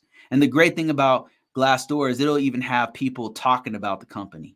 If you log in, it'll have people that says something about the company, like this company doesn't pay very well or whatever, right? Or, I like the company, but I don't like the management or something like that on some review type stuff, from Amazon review type stuff pops up. All right, let me see if I have some other questions here. Somebody said, oh, okay, your MOS is a 92F petroleum specialist, but I just took it to get into the military. Yeah, I hear you, man. No problem. Okay, so a petroleum specialist going into that's a great move, especially if you're trying to stay in for like another 3-4 years to get that experience. Because you hear me talking, man. Like I've talked to several people that have zero experience, and it's going to be difficult. They're having a hard time getting work because they're trying to make that big money. They're trying to make that move, but so one thing that you got to understand is that experience, man, it goes a really long way. Just getting a security plus, that's nice. But if you don't have experience, that's really what they want. They don't want a certification necessarily without experience. They want you to have, like, anybody can take a certification. You can literally brain dump a certification, memorize the questions on the test, go take it, spend $200 and pass it. Now you have a security plus. That's why they know that. So what they want you to have, that something that nobody can replace and take from you, is your experience. If you go into an interview and you are telling them, I did this, I did this, I did this, I did this, that is way more valuable than a degree or a certification. I'm not telling you not to get a degree. I'm not telling you not to get a certification. I talk all day long about both those things. but experience is the best thing you could possibly get. Nobody can take it from you. Nobody can say you brain dumped it. Nobody can say you're just good at tests. Like, you can tell them, oh yeah, I worked on this at this organization. I did this. Even if you have a lab, that's great. Build, somebody DO says, build a home lab. Exactly. That's another thing you can, even if you have a lab, you can be like, okay, I set up this in my house. I set up this. You can literally tell them I did this, this, this, this, this, this. I know how to do this. I can hit the ground running. That's what they want, somebody who can do the work. Not in theory, not just talk well, do the work. That's what they're looking for. So you got to be able to demonstrate that. So what I'm trying to tell you, Awesome Dale, is that if you can stomach it and stay in like another 3 years or whatever, if they're trying to make you, have you re-enlist or whatever, or let's say you have 2 years left and you're trying to get out, right? And you've been a petroleum specialist for 4 years, right? And you're like, nah, I'm trying to get out. Okay, cool. Here's what you can do. Get your degree in cybersecurity, or actually anything in STEM. Cybersecurity is good. So get your degree there, and then maybe knock out a certification. But what's very, very important is, before you get out of the military, in that 2 years that you have left, 1 year, whatever it is, get some hands-on experience. Know how to install a Windows system. Know how to configure a Windows system, a Mac OS system, a router, how to make a network, how to build a network, how to do hands-on type stuff. Even if you have to just do a homegrown lab yourself, then do it. So that, there's tiers to your experience. Top tier is working for a Fortune 5,000, Fortune 100 company for X years, right? That's the top tier. But there's other things you can do. You could be a freelancer. You can put that on your resume. You can do projects. You can put that on your resume. You can do a homegrown lab, and you can say that I have the skills in this or that. Right? You could say, if you had a lab and you put a SIEM on your lab, or you created a network attached storage area on your network, and you know how to make it work, or you created a network that's on a Cisco router, hanging off of a Cisco router, and 2 separate networks that are both connected to a switch, and you know how to configure an iOS on a Cisco iOS, and reconfigure it and install it, and do a show run and all the commands, and back up the configs on a Cisco router. Listen, that's huge. That's huge, especially if you were trying to go into network engineer. And now that will be a thing that you can do. So just get the experience. Like, number one, get that experience. Number one, do it while you're working on your degree. Do it while you're in the military. Get that experience. All right, let me see. DO. Is that any relation to the band DO, the rock group? DO says, Bruce, are you a DoD contractor? I used to be. I was a DoD contractor for many, many years. Most of my experiences come from being a DoD contractor. Now I'm a contractor for another organization. I've done many different departments for the federal government. I've done NASA. I've worked with Army. I've worked with the Air Force, a little bit with the Navy. Many different parts and pieces of departments. Right now, working for a completely different 3-letter agency. If you're in the military, go through cybersecurity and information assurance degree through WGU. So DO is saying, if you happen to work in the military, do a cybersecurity and information assurance degree with WGU. Yeah, that information assurance is fire. That's what I do. It pays very well. Use your Air Force, Army, Navy, and get a CISSP. And the last step, enroll in Skill Bridge for a company. Yeah, this guy knows what he's talking about. If you happen to be in the military. Hello, is there any free classes that teach cybersecurity, and what is better for your career, networking or CY? What's CY? You mean cybersecurity? Cybersecurity? My opinion, for networking or cybersecurity, it depends on what you want to do. I would say if you're starting off, networking is superior because everything's connected to network. What free classes? There's a lot of great classes online. Man, I wish I had my freaking book. Let me see if I can bring it up. I wrote this. I got a book. Let me just see if I can. I was meant to be prepared for this. I wrote a book, and it has a whole bunch of resources that I would like to show you guys. Whole bunch of resources. That book is out right now on Amazon. I will be giving out a free version of this soon. For those of you who are on my advanced reading list, you already have it, but it's going to be free on Amazon in the coming weeks and days.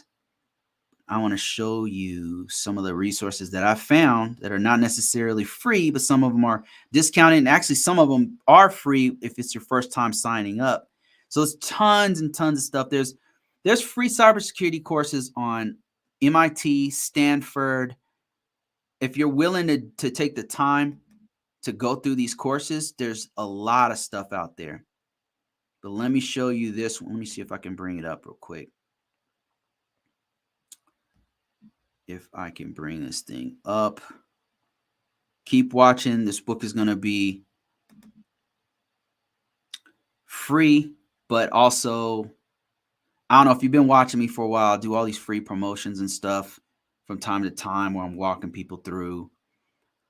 If you happen to catch it, it's totally free. So, all right, here's the book right here. Let me see here. I'm going to show you guys the screen here. And I apologize to you guys on TikTok. You can't see it, but I will read through it. So it's a book I'm showing right now on my screen called Cybersecurity Fundamentals. And it just walks you through the best security practices that you need to know as a cybersecurity person. And at the end of each chapter, what I do is I break down a bunch of free and paid resources that you can use. These are not my resources. I have no connection to these, but I'm just reading them right now. One is, if you go to Khan Academy, spelled with KHAN academy.org. I'm sure you've heard of it, right? It's all over the place. Coursera.org, Code Academy, edx.org, w3schools.com. Even Microsoft has a learning portal that's free stuff. Google has one. IT support has some free stuff on there. Udemy, of course, I'm sure you guys heard of that one. These are all, and YouTube itself has tons and tons and tons of free stuff or very discounted stuff, especially if it's your first time signing up, where you can learn the common body of knowledge that you need to know. And in this course, what I do, or this book that I'm going to be releasing out really soon, it's going to tell you exactly all the best practices you need to know. And then, like, for example, it has a chapter on security awareness training that every organization needs to have, something that people sleep on. Nobody talks about this stuff. This is real stuff. This is not hacking the matrix. Like, this is real stuff that gets you a real job, and it pays good money, right? It's real work. So anyway, so one of the things that you need to know is security awareness training that you implement in an organization. And in those organizations, I give you a bunch of resources that you can actually download stuff for your organization. And then another one would be things like protection of email and browsers. And then I at the end of the chapter, basically tell you exactly what you need to do. And at the end of it, it says, okay, here's some resources. Here's 10 resources that you can go to learn this kind of stuff. Now, if you happen to be already on my newsletter, you already have a copy of this book, because that's how I get my reviews, is I go through my people and they get it before everybody else gets it. So they already have it. The book is out right now, but I'm going to release a free version of it. Just keep watching. It's going to come out soon. There's some stuff I got to do in the background for the book. So coming soon. Let me see. Excuse me. Yannick, my man Yannick Sapp says, what are the entry level positions to start when you are targeting SCA or ISO within a year as a timeline? So where are you at, Yannick? Where are you at on this timeline? Where are you? Are you already reading the books? Do you have a degree already? Do you already have a security plus? How much work have you done? Are you an IT help desk person? Like, I need to know where you're at so I can tell you where you go from here, because it really depends on where you're at right now. If you could tell me that, I will expand on this. Right? And your background. Where are you at right now? Are you in a different career field and you're trying to come into this one? Or you happen to be in the military, you're transitioning, or is nothing? You're coming out of high school and you're wondering which way to go. Tell me where you're at, and then tell me your background. What's your specialty? What do you do? Because sometimes, even if you're not in this field, there's certain things that lend themselves to you being great at IT, great at cybersecurity. Like, for example, if you happen to be in the healthcare industry, it's great for a transition into cybersecurity, because they're actually looking for people right now. Talk about supply and demand. They're looking for people all the time to do IT. And if you happen to already be a CNA, a nurse, or whatever, you know the jargon, you know HIPAA stuff. You've already been through some of the training, so you could actually transition quite well into doing something like IT compliance. Now all you need to learn is X. You learn X, and then everything else starts falling in line. So I need to know where you are at in your career. What are the entry level positions to start when you are targeting SCA and ISO within a year as a timeline? So since you're not answering me, let's say you're starting from absolute scratch. You don't know nothing. You just came out of high school. You worked at Nordstrom's as a sales clerk. All right. Worst case scenario. Worst case scenario. So I would say, if that's you, what you need to do is build up. The first thing you need to do is read the common body of knowledge for IT in general. Don't even, like, SCA is very specialized. ISO work is very specialized. So right now, what you need to do is build up your basic IT skills. That means like learning how a computer works, learning how, and I know it sounds like it's probably not what you want to hear, but if you're starting off from zero, that's where you want to start. You want to start with the foundation, the basics, the absolute basics. How does a computer work? Like, that's where you want to start. And once you start knowing that stuff, now you're ready to do the real training, which is like A+ certification type stuff. Like, that's a common body of knowledge that's difficult. Okay, now Yannick says, specifically, when you have a real good understanding of risk management framework and the 7 steps. So what I'm saying, Yannick, is like, what I need to know is where you're at, man. If you tell me where you're at, I could tell you where to go. Right? Just like if you were asking me what are directions to Florida, depends. You got to tell me where you are. Like, where are you on the map, so I could tell you, take a left at Alabama. You know what I mean? Like, I don't know where you are. Tell me where you are. You got to tell me where you are so I can tell you, because it's not just, listen, let me just explain.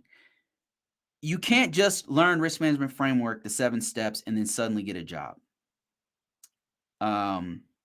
If you're a high school student and you go to Northrop Grumman and you say, I know NIST 837 very well. Can I get a job here? More than likely, I'm not saying it's not possible, but I'm saying it's highly improbable, because there's a few steps that you've missed. There's a few steps you missed. So I need to know where you are to tell you which way to go. If you tell me where you are, I can help you.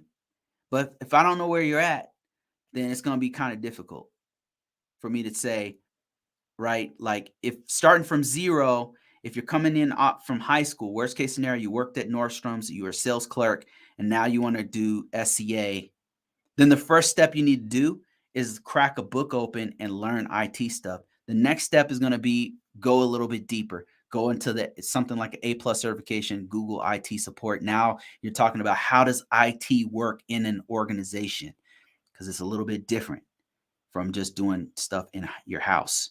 Now you're getting serious. The next step after that is going to be get an entry level position or do some stuff. Create a lab, work at your college, at your school, start fixing networks, fixing computers. Now you're getting hands on. Apply to an entry level help desk position. Apply to a computer support position. Keep applying, because they're difficult to get. They're probably not going to be working from home. You're probably not going to make $100,000 a year. You're going to start off where you are. That means they're going to have to teach you on the job, and you're going to be making probably $20 an hour, which is not bad for a lot of people. So you're going to be working $20 an hour, whatever, $16 an hour, whatever it is. But now what you're doing is building up an infrastructure. You want to do that for about 6-7 months, right? I'm talking about somebody who doesn't know anything. A lot of these gurus get on here and they're like, man, you don't need to take A+. Like, forget that. Go straight to the CCNA. Take the CCNA, boom, 100,000, boom, just like that. No, I'm telling you, that's a lie. That's not true. I know that because I've been in this field for a long damn time. And I have been hiring people from time to time. I've been in a position where I'm hiring people, and I'm not hiring no dude that doesn't know basic ports and protocols. I'm not hiring, like, no, like, dude, I need to know that you know basic stuff. You need to know basic things. If you didn't take the time to learn basic things, why the hell am I going to hire you? If you didn't take 5 minutes to learn what ports, protocols, and services are, then why am I going to take time and risk our organization on somebody who's not even going to take a few minutes to learn this stuff? That's how they think. This is tough love, guys. I'm just telling you how the employers think. They want you to know how to do stuff. So if you want to know, like, how to get from here to there, tell me where you're at, and I can tell you where to go. Might not be the answer you want to hear, but it'll be the truth. I can promise you that it will be the truth. It'll be the truth from my perspective, from somebody who's been doing this 20 plus years in this industry. Okay, let me keep moving on. Eric says, hi, Bruce. Thank you for sending me some job search engines, and I have been using ZipRecruiter. How's it going for you? Career builder, but no luck. Okay. The description of work requirements are really discouraging, with all of them saying 1 year minimum. Apply for them anyway. Keep applying, Eric. Keep applying. Apply anyway. Just keep on applying. Be aggressive. Be aggressive. Do not give up. Fail forward. Fail 100 times. Fail 100 times and then keep going. Do not stop. Look in your local area for jobs. You can get your foot in the door. Especially, I read your resume. You got something. Some people really have nothing. So keep trying. All right. Maybe even stay, like, be at the place you're working right now. If you happen to have an employment, see if they have jobs doing IT within your organization. If they're setting up the network, put that on your resume if you can. I'm in Chicago. Do you know which?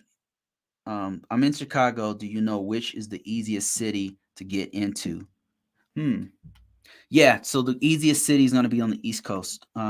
Virginia, Maryland, DC area has the most jobs for cybersecurity in particular. But Chicago's not too far off. I mean, Chicago, any big city is going to have a ton of stuff going on.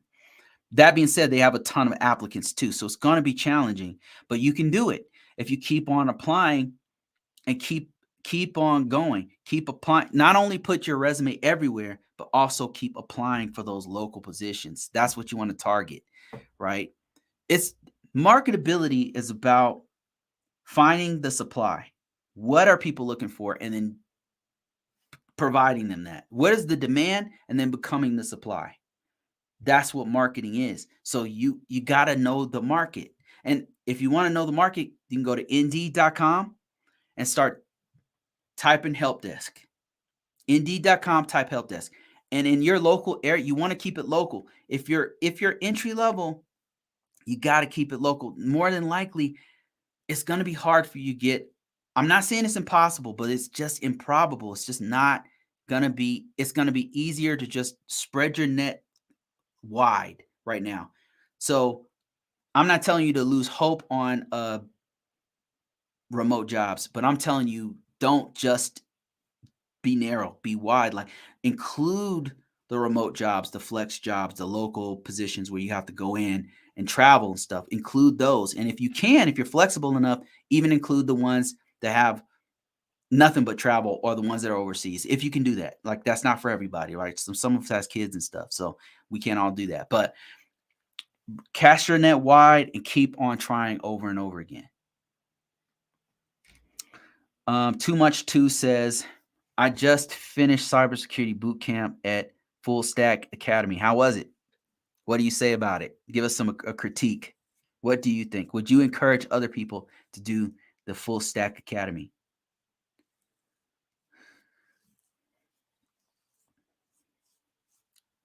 Too Much Two says he just finished the cybersecurity boot camp at Full Stack Academy. If I told you Too Much Two that I wanted to do the Full Stack Academy, would you recommend it?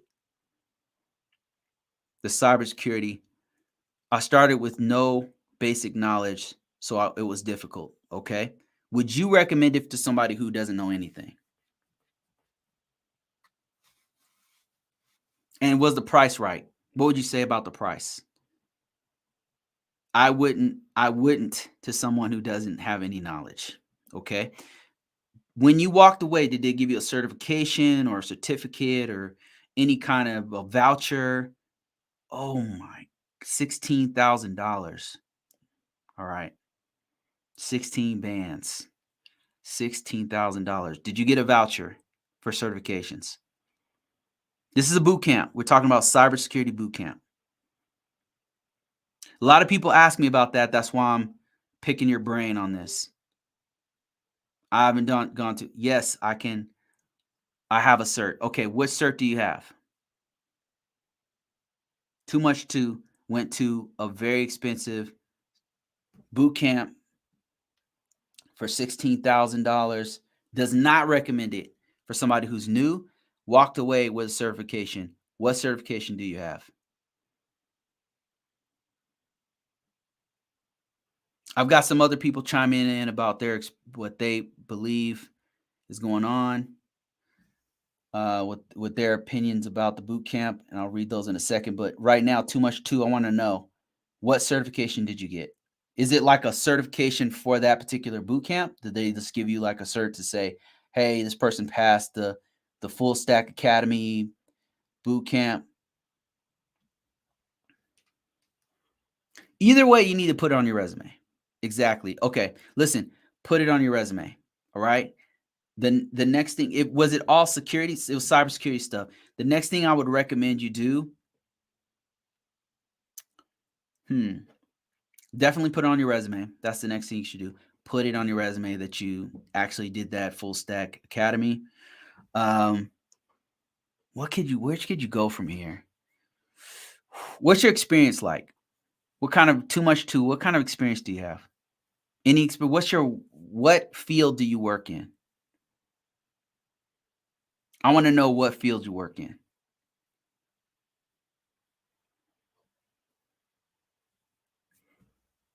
I'm getting some other people chiming in. I didn't get any certs like an A plus.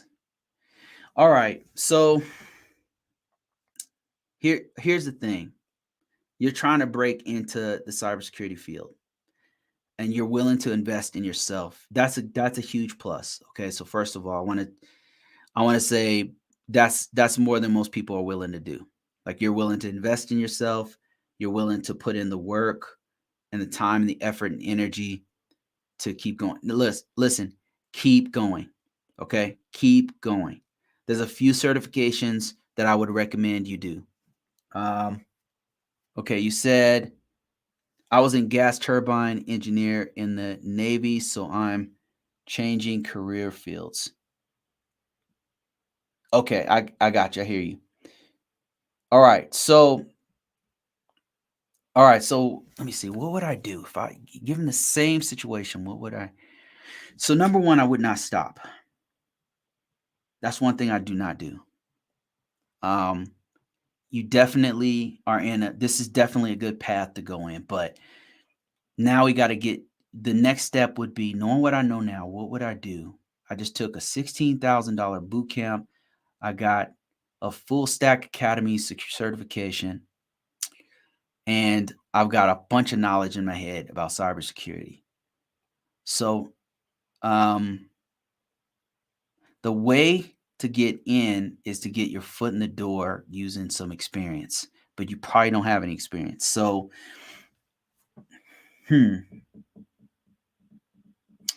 so there's a couple things that you might be able to do. I'm thinking of going back to school to get some experience somewhere. Okay. So I'm thinking about going back to school. Okay. So you said you were in the military. So here's what you can do.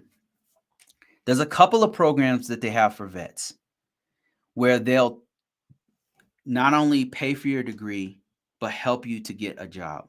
They'll help you to transition from whatever job you had in the military. Here's what I would do for you. I have a friend who also, a couple friends, people that I know who did this, what I'm about to tell you. So, and I'm going to see if I can find the names of this stuff. But if you're a vet, if you've been in the military, they have a couple of programs where they're going to pay you to go to school. They're going to pay you your whole tuition, everything, books, everything. And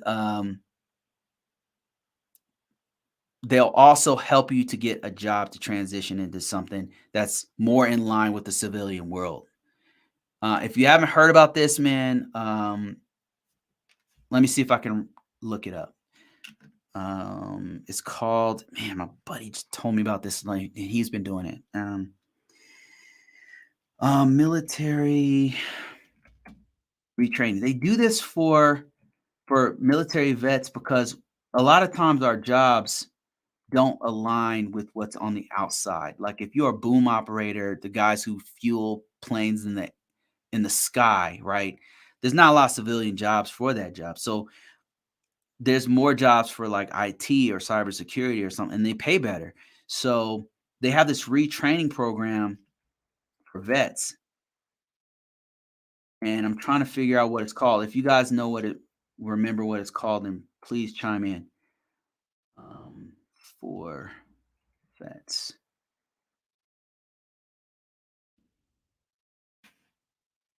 Free retrain. It's called Veteran Retraining Assistance Program. That's what it is. So, okay. I hope you're listening. I hope you're still on, man. Like, so here's what I would do if I were you. I hope you have a pen and paper. It's called VRAP. Okay. VRAP. Victor, Romeo, Alpha, Papa.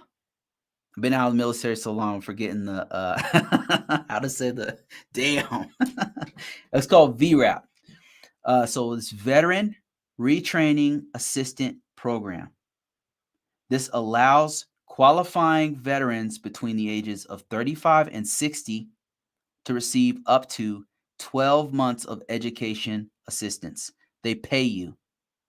They pay you. Here it is right here. If you happen to be watching me. All right. So I know a couple people who've done this. So they'll train you. And I went to one of these, dude. So check this out. So I went to one of these because I was like, man, they're going to retrain me? Damn. So I'm sitting in the class and everybody was just talking about what I already do. And then I just left. I was like, this class is not for me.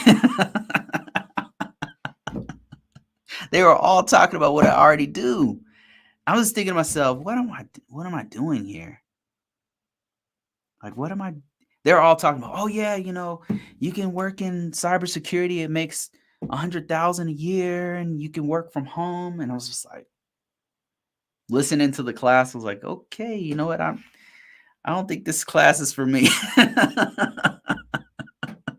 It was for, it was a lot of like truck drivers and stuff and people who like, they were doing their MOS from the military, their whatever specialty code they did in the military, but it just didn't have jobs on the outside. So anyway, Veterans Retraining Assistant Program, VRAP. That's one of the programs that I would recommend you do. If you're trying to spend the time and money and energy to do this, man, use the damn military, man. Only about 5% of us actually participate in this volunteer military. If there's anybody who deserves to use this program, it's you. Excuse my French, civilians, but these mother effers have not done the military. They're not in the military, man. They did not risk their life, right? They did not do these dangerous ass jobs that's jacked up our lungs and stuff. They did not do it. There's only like 5% of us who do it, or less than that. And you did. You need to take advantage of this money they're giving you. Do not let that money sit there, because that's exactly what it's going to do if you don't take advantage of this. Veteran Retraining Assistance Program. They're going to pay you. You get paid every month for a year or more. Look it up. They even have programs that'll walk you through how to do it. You should have usually they'll have a local VA office where you can go into, and then they'll walk you through it. You sit in the class. They have a whole class. They have spreadsheets, and they have like PowerPoint, and say, okay, here's how you do it, and here's the papers you need to fill out. We'll fill it out all together. That's what the class did. So, man, take advantage of this. All right, let me see. Let me go to the next thing here. Yeah, thanks for that question. Let me see here. That helps a lot of people, so a lot of people just don't know about it. And unfortunately, military is really bad at advertising what you're due. Like, they also don't tell you about the VA. If you didn't know, man. Oh my God. Okay, I gotta tell you about this last one. Okay. If you don't have a VA loan, bro, a housing VA loan, you need to do it, because they give you something like $500,000, man, to get a house. If you haven't done that, man, you got to do it. It's just sitting there. Like, it's there for you. There's a bunch of money that just sits there for vets. If you don't take advantage of it, right, the bank is obligated to give you a loan for a home. And it's really good. It's one of the best loans you can get from. It's not free money, but they do pay a lot of the fees of your loan. Like, they give you lower interest rates. You pay all your fees up front. You come out of your pocket paying zero to get into that loan. Now, it is a loan, like it's a mortgage loan from a bank, but it's better than the FHA loan. It's better than conventional loans. It's better than most of the other loans that are out there, only for vets. That's another one you need to take advantage of. Let me see here.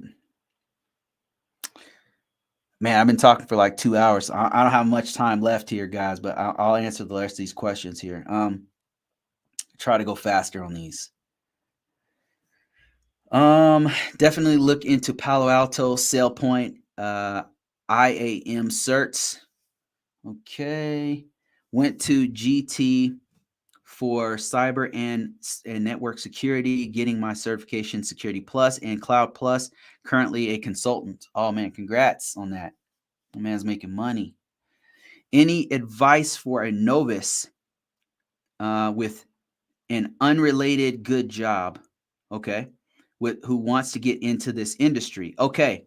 Yes, I do. Keep your job. Hear me out. Okay. I'm not being facetious and not being an asshole. Keep your job. You said it's a good job, unrelated. Use the money and resources from your current job to start building up your skills, buying books, taking courses to transition into cybersecurity, but keep your job, right? To start building up your knowledge set. Then what you want to do, check this out. Look on your current organization, whatever organization you work for, whether it's healthcare industry, pharmaceutical industry, health, whatever it is, financial sector, whatever it is. Look for jobs that are for IT, for the work you do.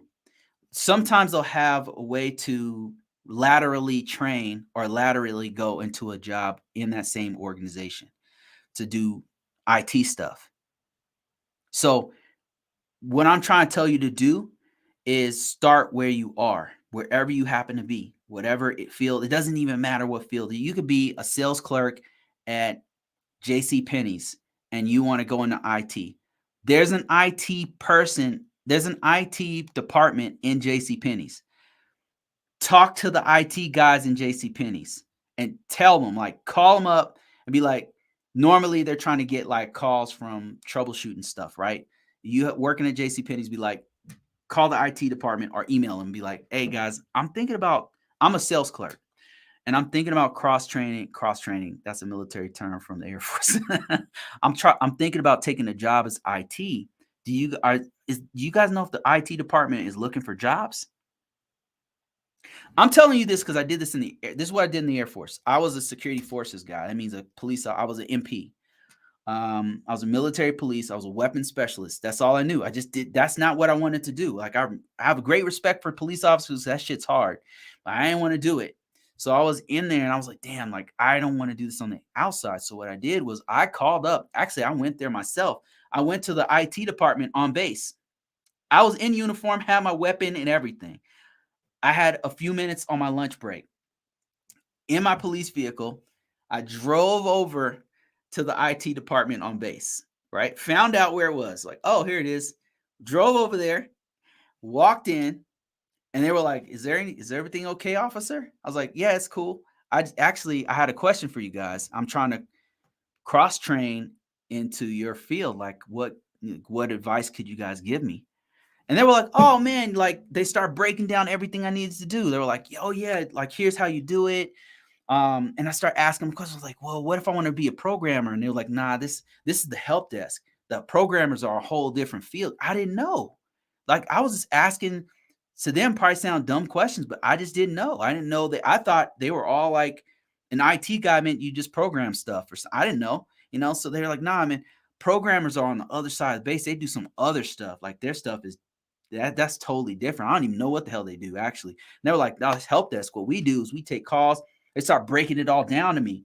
And they said, yeah, man, actually Airman Jones used to be in security forces. Talk to him. He used to do it.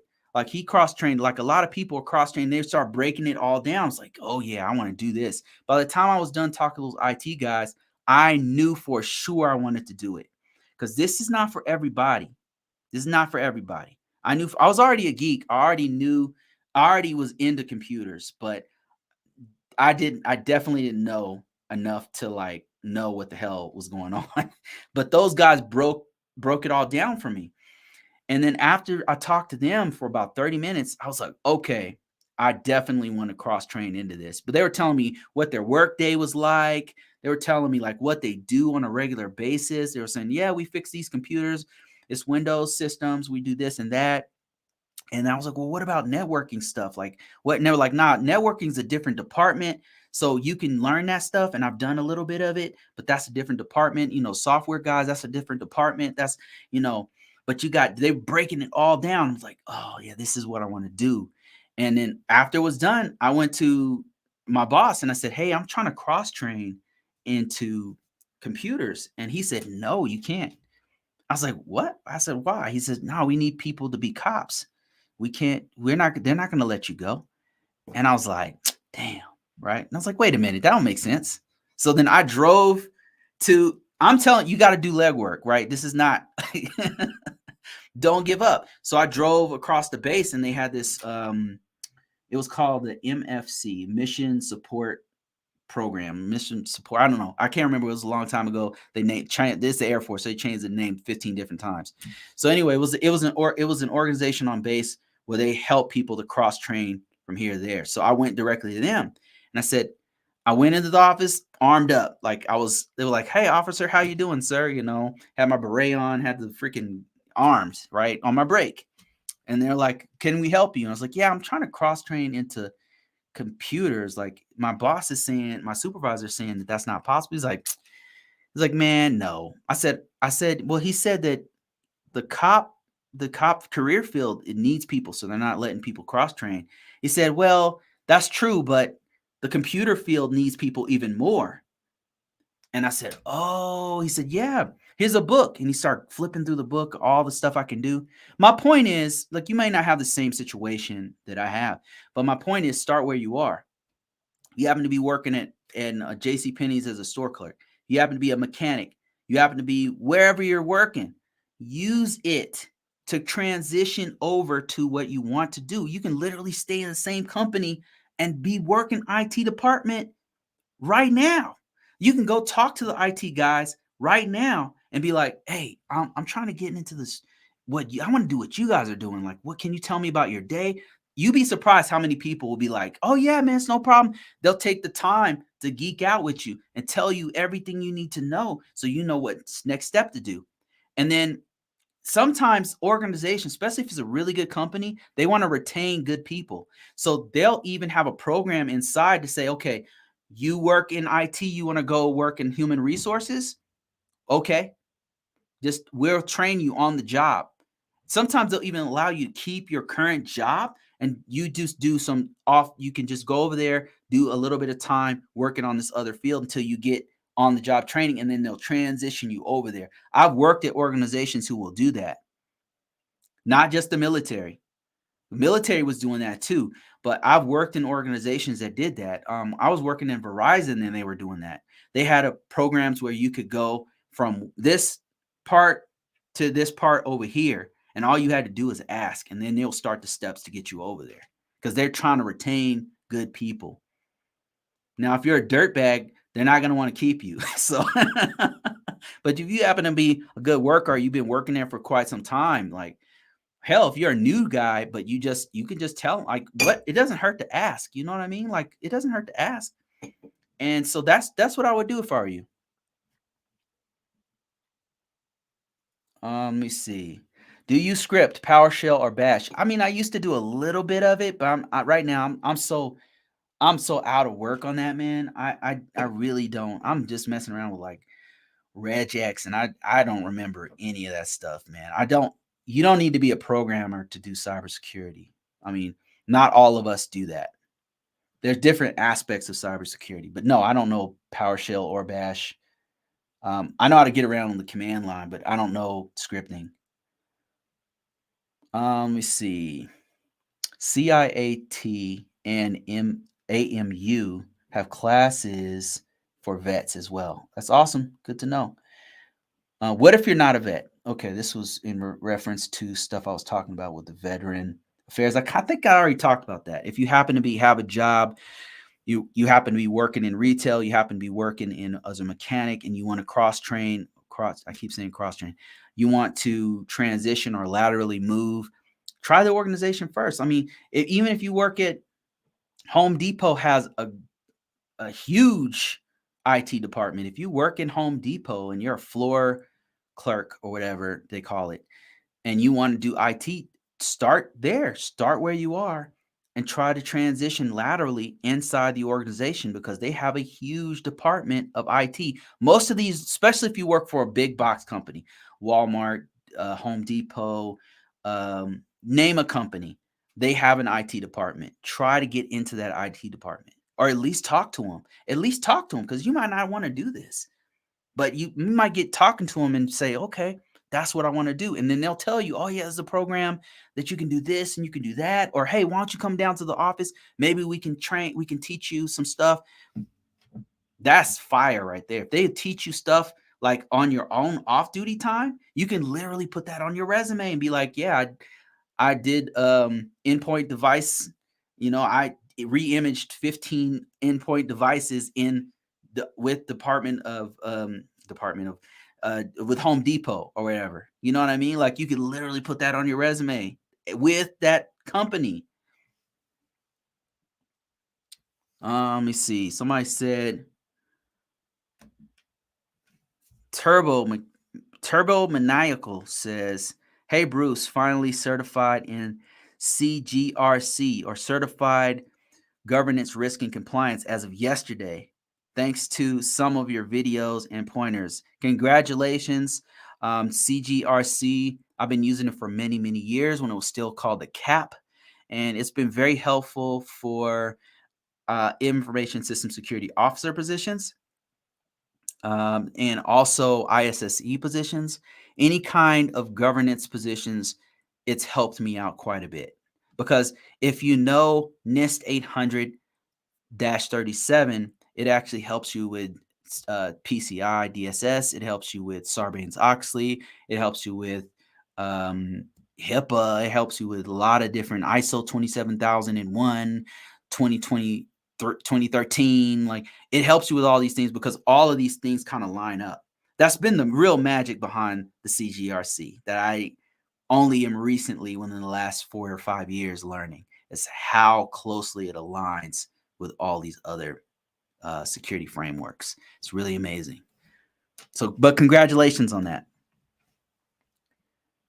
Let me see.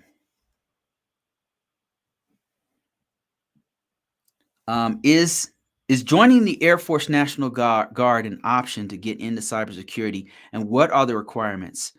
Yes. If you're up for getting into the military, to doing the military service, Air Force National Guard and Air Force Reserves are also great options because you can do cybersecurity from the reserves and from the Guard. And the requirements, I don't know the requirements. Air National Guard requirements. I don't know that there's an age requirement. Let me see. Air National Guard requirements. You see, I don't know if I've never been in the National Guard. So if somebody can, okay, must be 18 years of older or older. Must obtain 65 qualifying score on the ASVAB and obtain 15 or more credit hours from college to gain same eligibility for high school graduate. Okay, so either you're a high school graduate or you have 15 credits from college, and then on the ASVAB you got to get a 65. ASVAB you can just keep retaking it until you get a 65. It's not hard. And then you got to be at least 18 years of age. That's it.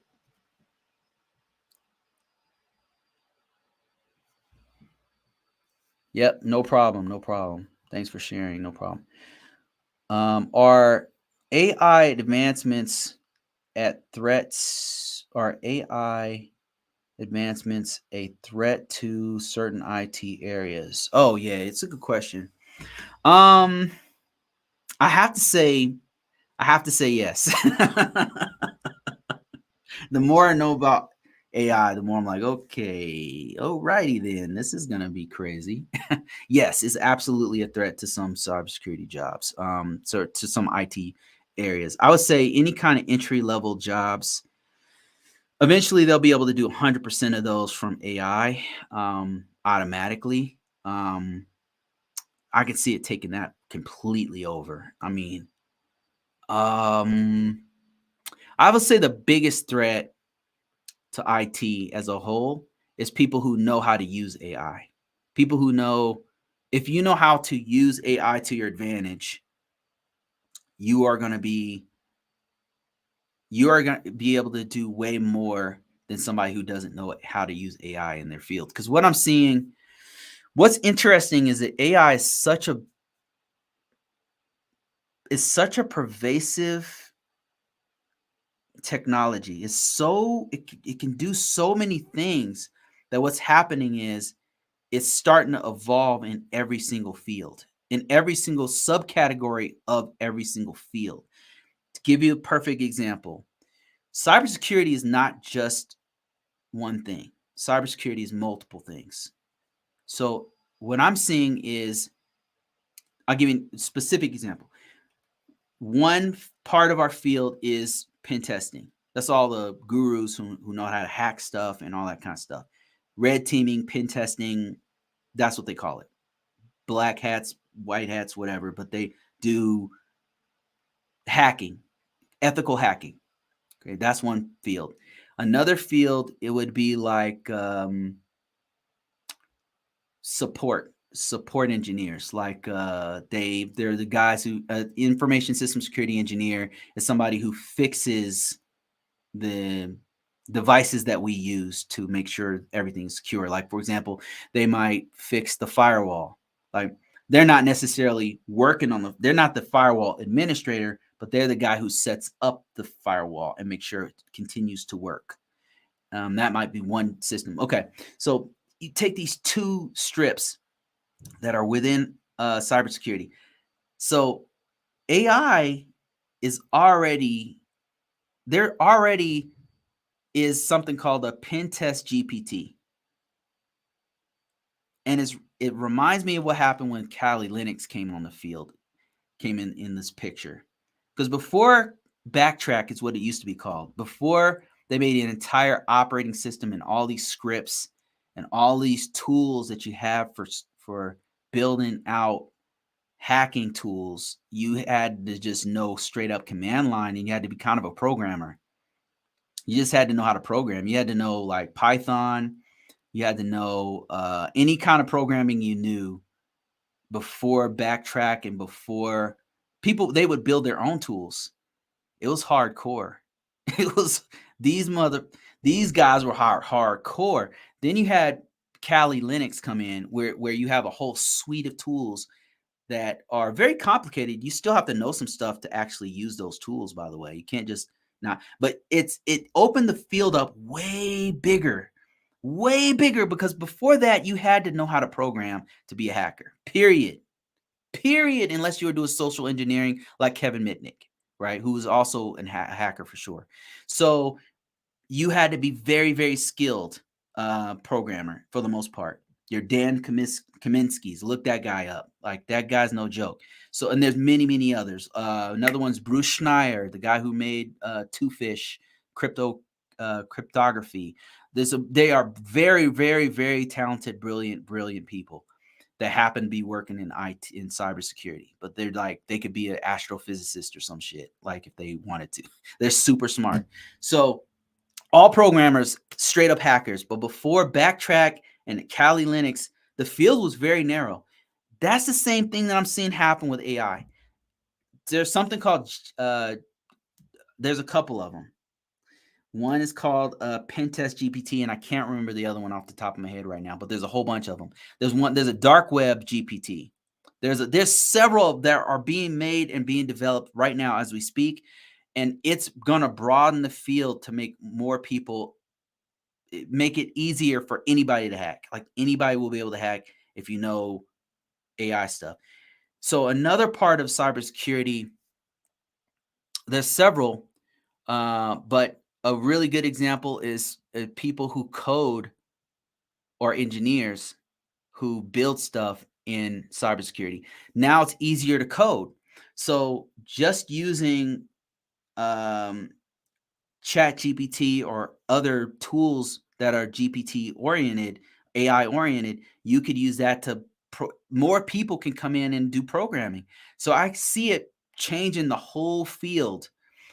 To answer the question, it will definitely eliminate some jobs. The easy jobs, the super easy jobs that are just copy and paste from here to here, gone. Those jobs are freaking gone. And then the next thing would be people who know how to use ChatGPT and AI and know program. Like, if you know how to hack and you know how to use AI, you are going to be way more effective at hacking than a dude who just knows how to code. What, like 10 times? It's not even, it's just way smarter than a human. Like, it's just way smarter. So it's going to be 10 times. If you know how to do some hacking and you know how to use ChatGPT and you have a system that's focused on just hacking, like a pen test GPT that some Singaporean dude created. Right? I'm just saying, like, random people from all over the world are creating these things, and it's making it so that each part of our field is going to have an aspect of AI in it. So all of us need to know it. Like, if you are in IT, you need to know it. Like, you need to know it as fast as possible. You need to start learning it, messing around with it, because it's going to be in everything. They're already talking about putting it in Windows. They're already putting it in Windows. Windows 11 is getting an upgrade where it's going to have ChatGPT built into the operating system. They're not messing around. Microsoft is not messing around. Google is also doing the same thing on all products, by the way, not just Bard. They're going to put it in the entire suite. They're going to put it in, I don't know, Google Sheets. They're going to put it in Google Docs. They're going to put it in every part of their entire suite will have some aspect of AI in it. And I think that all vendors are going to follow this. I think Cisco is going to put it in their routers and switches. I think that I don't know, Splunk is going to put it in it would be dope in Splunk. If you put it in Splunk, it would be dope. They should do it right now. Tenable, I think Tenable will add it. I think it'll be as pervasive. It'll be like menus. It'll be like a menu. It's going to be everywhere. It's going to be like autocorrect. Like, you know how autocorrect is everywhere. If you're on a browser, it's there. If you happen to be typing something on your screen right now, you can see, it'll autocorrect what, it'll be like that. It'll be everywhere, like a menu. It's going to be everywhere. So Big Fix, man, it's so good with big data, man. It's no joke. It's no joke. I was messing around with it. You can give it relatively large sets of crazy data. Like if you have looked at logs and you were trying to find a threat within a log, if you just looked at it as a human being, you got to go line by freaking line and read everything. You might miss some stuff because there's a lot. It's just, but if you give it to ChatGPT and say, hey, find any interesting traffic in these logs, go. It'll find it in a split second and then break down in a priority which ones that you should look at, where to look, how it looks, everything. It's freaking amazing, man. It's really going to change humanity fundamentally in every way, shape, and form. It's going to change us, who we are as a species. It's that powerful. It's not an exaggeration. It's going to happen. Like, there's no way we can escape this one. There's no way. And there's no stopping it. You can't put it back in the box. You can forget about that. Because if we stop, the U.S. is like, nah, you know what? This is too dangerous. You think China's going to stop? Nothing's going to stop China. Nothing. Right now, they have one called Ernie, and it's a GPT equivalent. And the only thing stopping them from releasing it is because it won't stop saying bad things about Xi Jinping.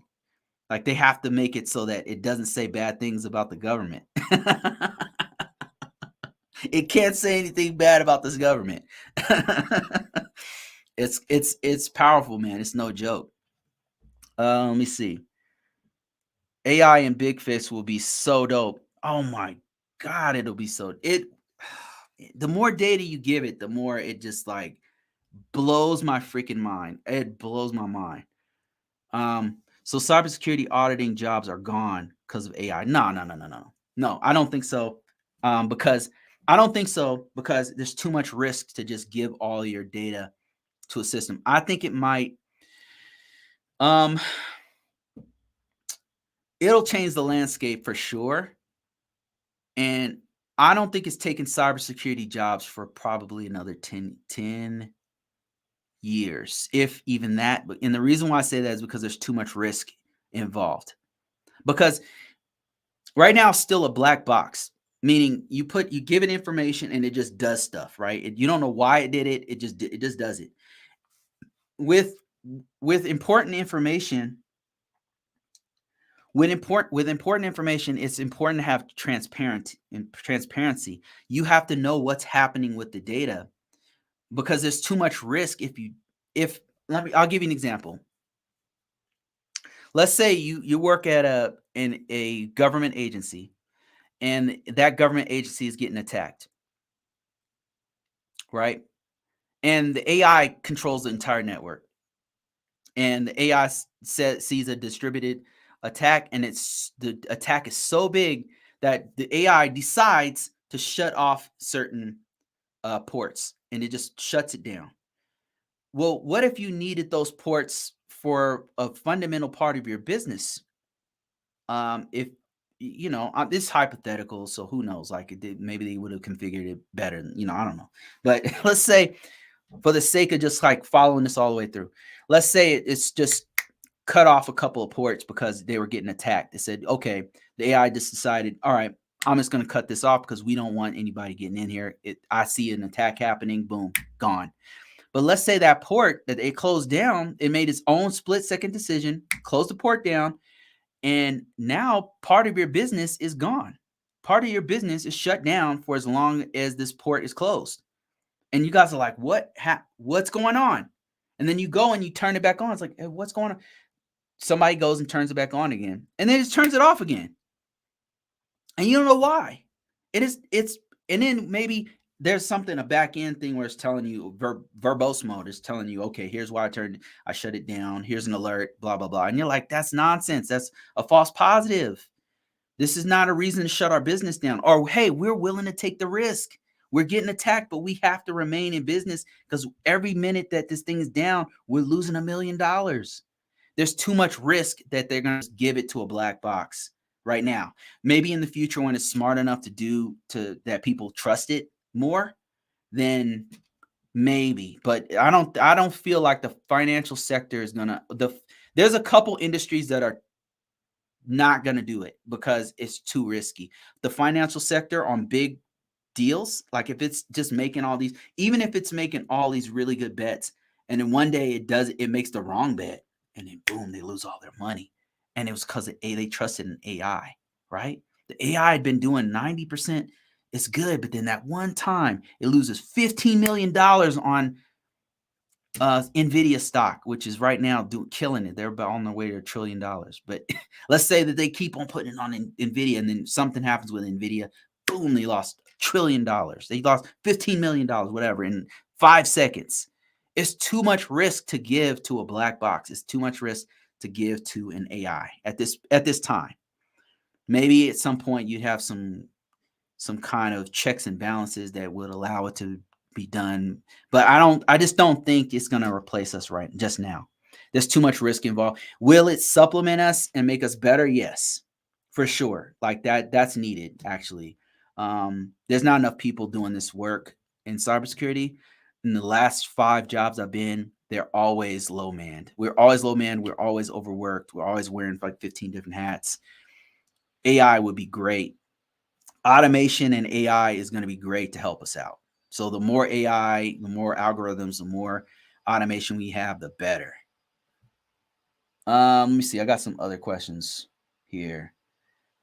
AI is here to stay. People better start getting used to it. Yeah, for sure. What about SOC analyst? I think same thing. I think it's going to supplement a SOC analyst. Back when SIEMs start using more algorithms, they started getting really. I think SIEMs already are kind of using a small AI. A SIEM is a security information and event manager, and what it does is it takes in all the logs, and it's allowing analysts, SOC analysts, security operating center analysts to look at the data and say, okay, this looks like interesting traffic. This looks like a vulnerability. This looks like what are we going to do with this? Let's start the process of doing an incident response. Well, a SIEM already has an AI that's kind of correlating some of the data. That means it's saying, okay, I see this traffic. This traffic's just come through the firewall on this port, and it's attacking this specific server on the DMZ, and it shouldn't be going to this port, and it's saying it's email that should be on port 25, but it's going to this other port, and it's also sending traffic to this other system. And then based off of it correlating this port with this system and this, it takes all that together, correlates it, compares it, and has an algorithm that says, okay, this looks like an incident. It looks like this specific virus. SIEM technology already kind of has an AI, like a dumb AI in it. Not, well, dumb compared to ChatGPT. It has a dumb AI already in it, kind of. And think of it as kind of like whenever you play Grand Theft Auto. I got any gamers here? Have you ever played Grand Theft Auto and you're running from the cops or something? And the cops are doing dumb shit. They're like flying off bridges or whatever. That's using AI, but it's like not a smart AI. It's using like an algorithm that does this or that based off of what's happening on the screen. So Scene technology already has that. Firewalls have it. Um, a lot of technology we already have, cybersecurity in particular, already has like a dumb AI. Now it's just going to have a super freaking smart AI. So actually, I think it just makes our job easier. I don't think it's going to get rid of SOC analysts. I think it's going to enhance your job. What might happen is if it gets really good, like if a one SOC guy, you best believe if one SOC guy can do the job of 15, they're going to let 15 mother effers go. You know what I mean? You better believe, because man, this is capitalism's no joke, boy. They will fire you. If they can replace you, they freaking will. If listen to me, if these guys can fire you and get rid of you and just have an AI do everything, you better believe that's exactly what they're gonna do. What I'm telling you is they're not gonna take the risk, because right now it's too risky. Maybe within 10 years, when it becomes like super duper smart, you can do everything. Maybe then, I don't know. Maybe they have some kind of governance system that gets rid of some of the risk that's involved or something. Then we better watch out. We better get basic income or something, because we're all out of a job then. I don't know. Let me see. Have you tried Cloud Quest game? Thoughts? No, I've not tried that. Let me see. What is that? Cloud Quest game? What is that? Let me just Google that real quick. Cloud Quest game. This better not be some porn or something, man. AWS Cloud Quest interactive role-playing game. What is this? Is this a way to learn cloud? Oh, that's dope. Is this okay? AWS Cloud Quest is the only role-playing game that helps you build practical AWS cloud skills. Oh wow. That's really cool. No, have I seen this before? I feel like I've seen this before. Look at this. This is really cool. Thanks, man. I didn't know about this. AWS Cloud Quest is a role-playing game that allows you to learn AWS cloud skills.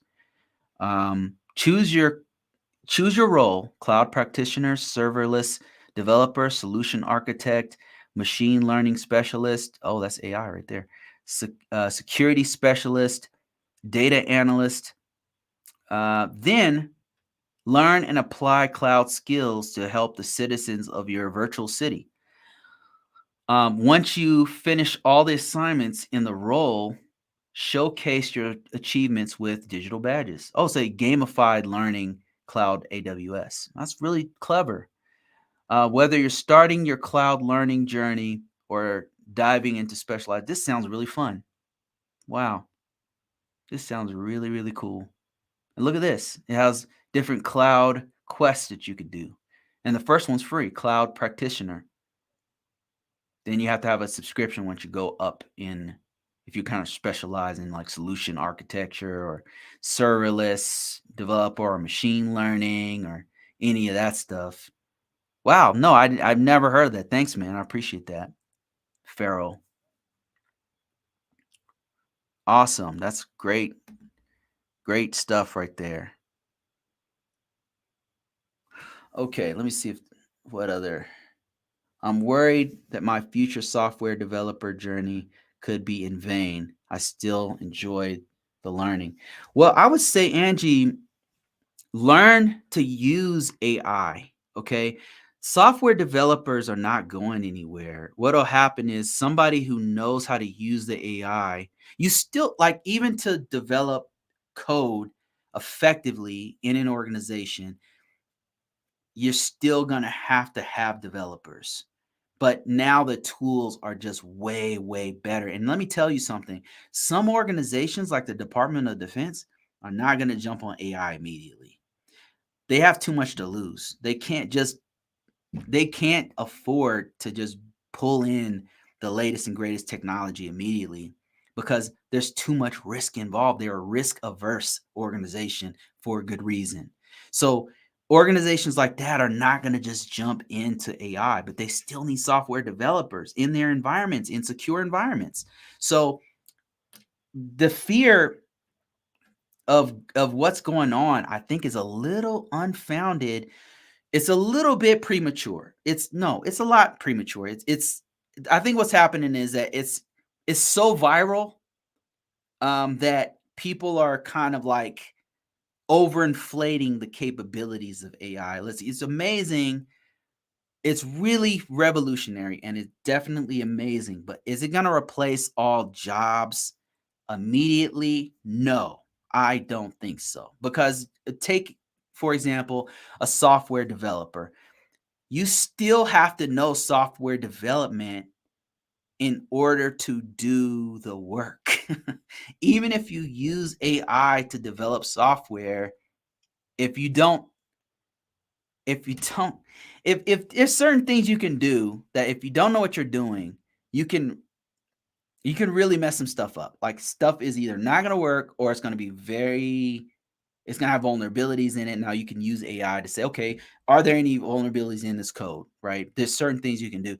But I think my hot take on it is that if you have invested all this time, money, and energy into becoming a software engineer, a cybersecurity person, and a SOC analyst, it's a great opportunity for you to learn how to use AI to enhance your career.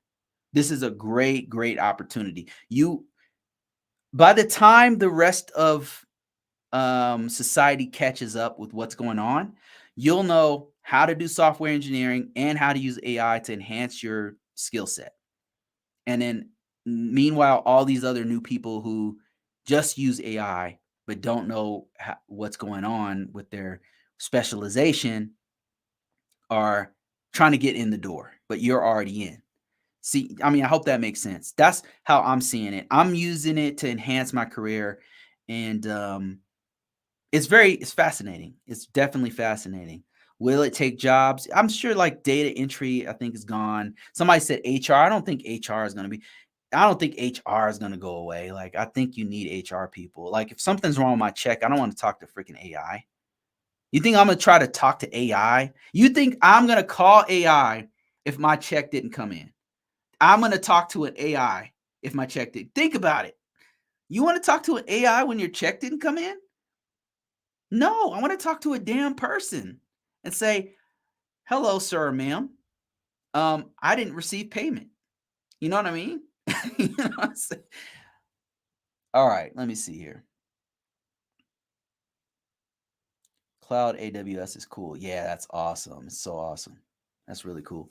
What's the best website to apply for foreign jobs in cybersecurity compliance? You mean overseas? Do you mean like you're in Nigeria and you're trying to come here, or I'm in the US and I want to apply for Nigeria? I'll show you how I do it. I'll walk you for those who are on TikTok and want to listen in. I'll explain every step that I do as I do this. So what I'm going to do is I'm going to go to Indeed. No, we're going to go to Google. Check this out. So let's say you're in the US and you want to get a job in, I don't know, UK. Let's say I want to get a job in UK. Here's how I do it. The first thing I'm going to do is I'm going to go to Google or Bing. Chat probably be better. Bing will probably be better now than Google. But I'm on Google. So let's type in top job sites in UK.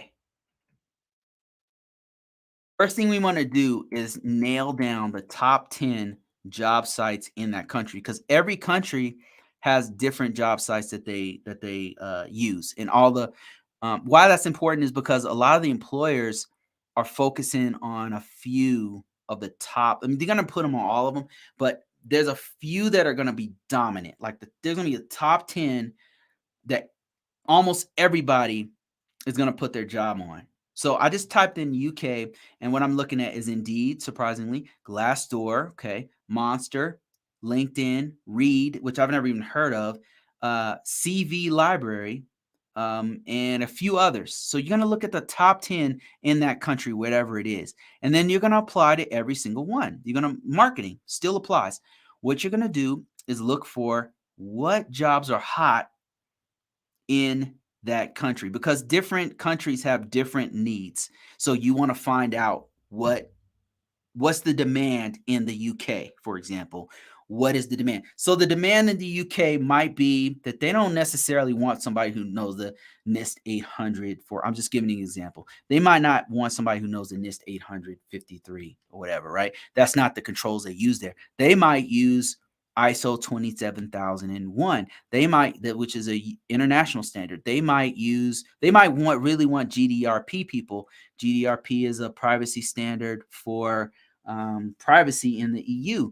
They might have a whole different set of demands that they need in the UK. You want to start to try to fill that demand. Now you might be thinking, well, Bruce, what if I don't have those skills? Do I just lie on my resume? No. So what you would do is, let's say GDRP, right? Let's say GDRP is something everybody wants. Find a way, listen to me, to put it on your resume. You don't have to lie. I'm not telling you to lie. You could say learning GDRP and then learn GDRP, like literally act up, look it up, read GDRP, what it is, and then put learning GDRP on your resume. Is that lying? No, it's not lying. And let's say that instead of the CISSP, a lot of the organizations, you'll notice they're wanting people to have ITIL certification. All right. And you don't have an ITL certification. Like, you don't have that. So then what you do is you say, working on ITIL level 4 certification, and then actually go work on it. Like, go find out where it is, like how much is going to cost, figure that out, and find a way to put it on your resume. Right? Find a way. I'm not telling you to lie. I'm telling you to cheat. Find a way to put that shit on your resume. Find out what the market is in that country. Find out, and then try to be the supply. That's all I've done over the years, and it's really, really worked. And I've not lied on my resume. And so the reason why I don't lie on my resume, because I want to kill the interview. And the only way for me to kill the interview is be truthful.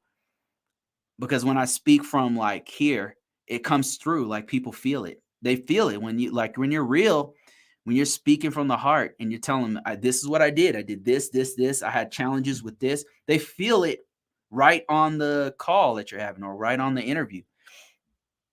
Super important. Like, speak from experience, speak from truth. Okay, let me see. True, I also failed the CompTIA CYSA plus exam. Oh man, just retake it. I've failed some exams before. I failed. I used to have a CCNA, and then when I went back years later, I went back to go take it. I freaking failed it, man. I freaking bombed it. I was like, what? I was blown away. I was devastated, pissed off, angry at myself, vowed to take it over, and then I never did. Yeah, but don't give up. If that's what you really want, go for it.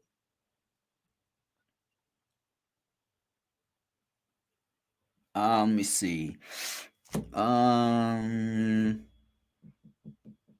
on WGU for CBIA. I don't know what CB is. IA. Do you mean cyber and information assurance? I hear really good things about WGU. I would say from everything I've heard, it sounds like a great college. I know people who have great jobs from WGU. As far as the cybersecurity and information assurance curriculum, shit, go for it. Go for it. Like, that's awesome. Only thing I would say is, if you happen to be a student, just start trying to get experience while you're in school, is what I would say. If you're in school, try to get that experience while you're there. Don't wait till after. That means, like, do student work programs, try to apply for internships now. work at the school, like go in, volunteer your time. You could put that on your resume. Put that on your resume. Do freelance work. If you happen to, let's say you went through a class and now you know how to hook up wireless because of this class and you were doing it on your own and you did a lab, do some freelance work. Go freelance some stuff on your local, in local area and put that on your resume. Shit, like if you started doing web design, you started doing web design, you know how to do it. Like you just really know how to do it and you did something for yourself, like put yourself on Fiverr or Upwork, do some stuff on there and do some freelance work there. And then that way you could put it on there and have a portfolio and everything. So do stuff like that. If you know scanning, like use that skill, whatever skill you have, like actually use it and apply it, and so that you can put that on your resume. They want to see what you've done, not the theories, if that makes any sense. That's what's more important is what you do, not necessarily what you have to know the stuff to do it, right? So I'm not telling you not to get a cert or get a degree. Those are, I have those, but the in the experience, man, if I could speak, the experience is really what you want. That's the most important thing by far, bar none. Experience. I knew guys who had no degree, no certification, and they were running the show. Two of my mentors, the smartest people I knew. Now, these guys are probably certified geniuses. I mean, I came in with like 3 or 4 certifications and a degree, and these guys were running circles around me because they had a bunch of experience doing DNS and doing entire networks and scanning stuff and putting stuff together from scratch. And they did everything. I was just some freaking dude who knew how to pass tests. And I had experience, but these guys, like, they had nothing except experience, and they were killing it. So experience is really important, really, really important. The certification is really, really good, but they want that battle hardened person. They want that person who's got who can hit the ground running because they have hands-on experience. They've been messing around with stuff. You can do it in your lab. Like, there's really no excuse in this day and age. You can literally use ChatGPT. Let me show you something. This will be my last thing I show you. I want to blow your freaking mind with this one. You have to be watching. I'll explain what I'm doing. Let me go to Chat GPT. Session expired. What's going on here? Give me a second here. Give me a second. I don't know if it's going to let me log in. Something's going on. Something's going on. Okay. It's not letting me log in. Let me try something else here. I don't know if Bing can do this. This will be a great experience.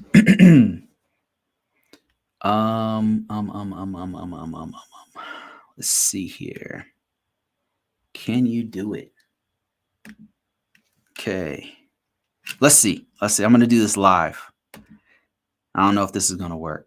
Okay, what I'm doing here is I've got my book on the left that's coming out soon. I have not released this. It's just cybersecurity fundamentals.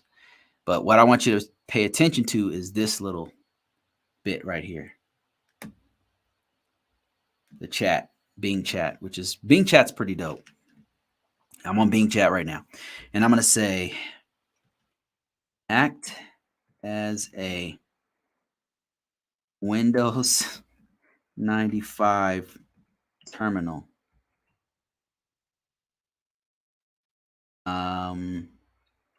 When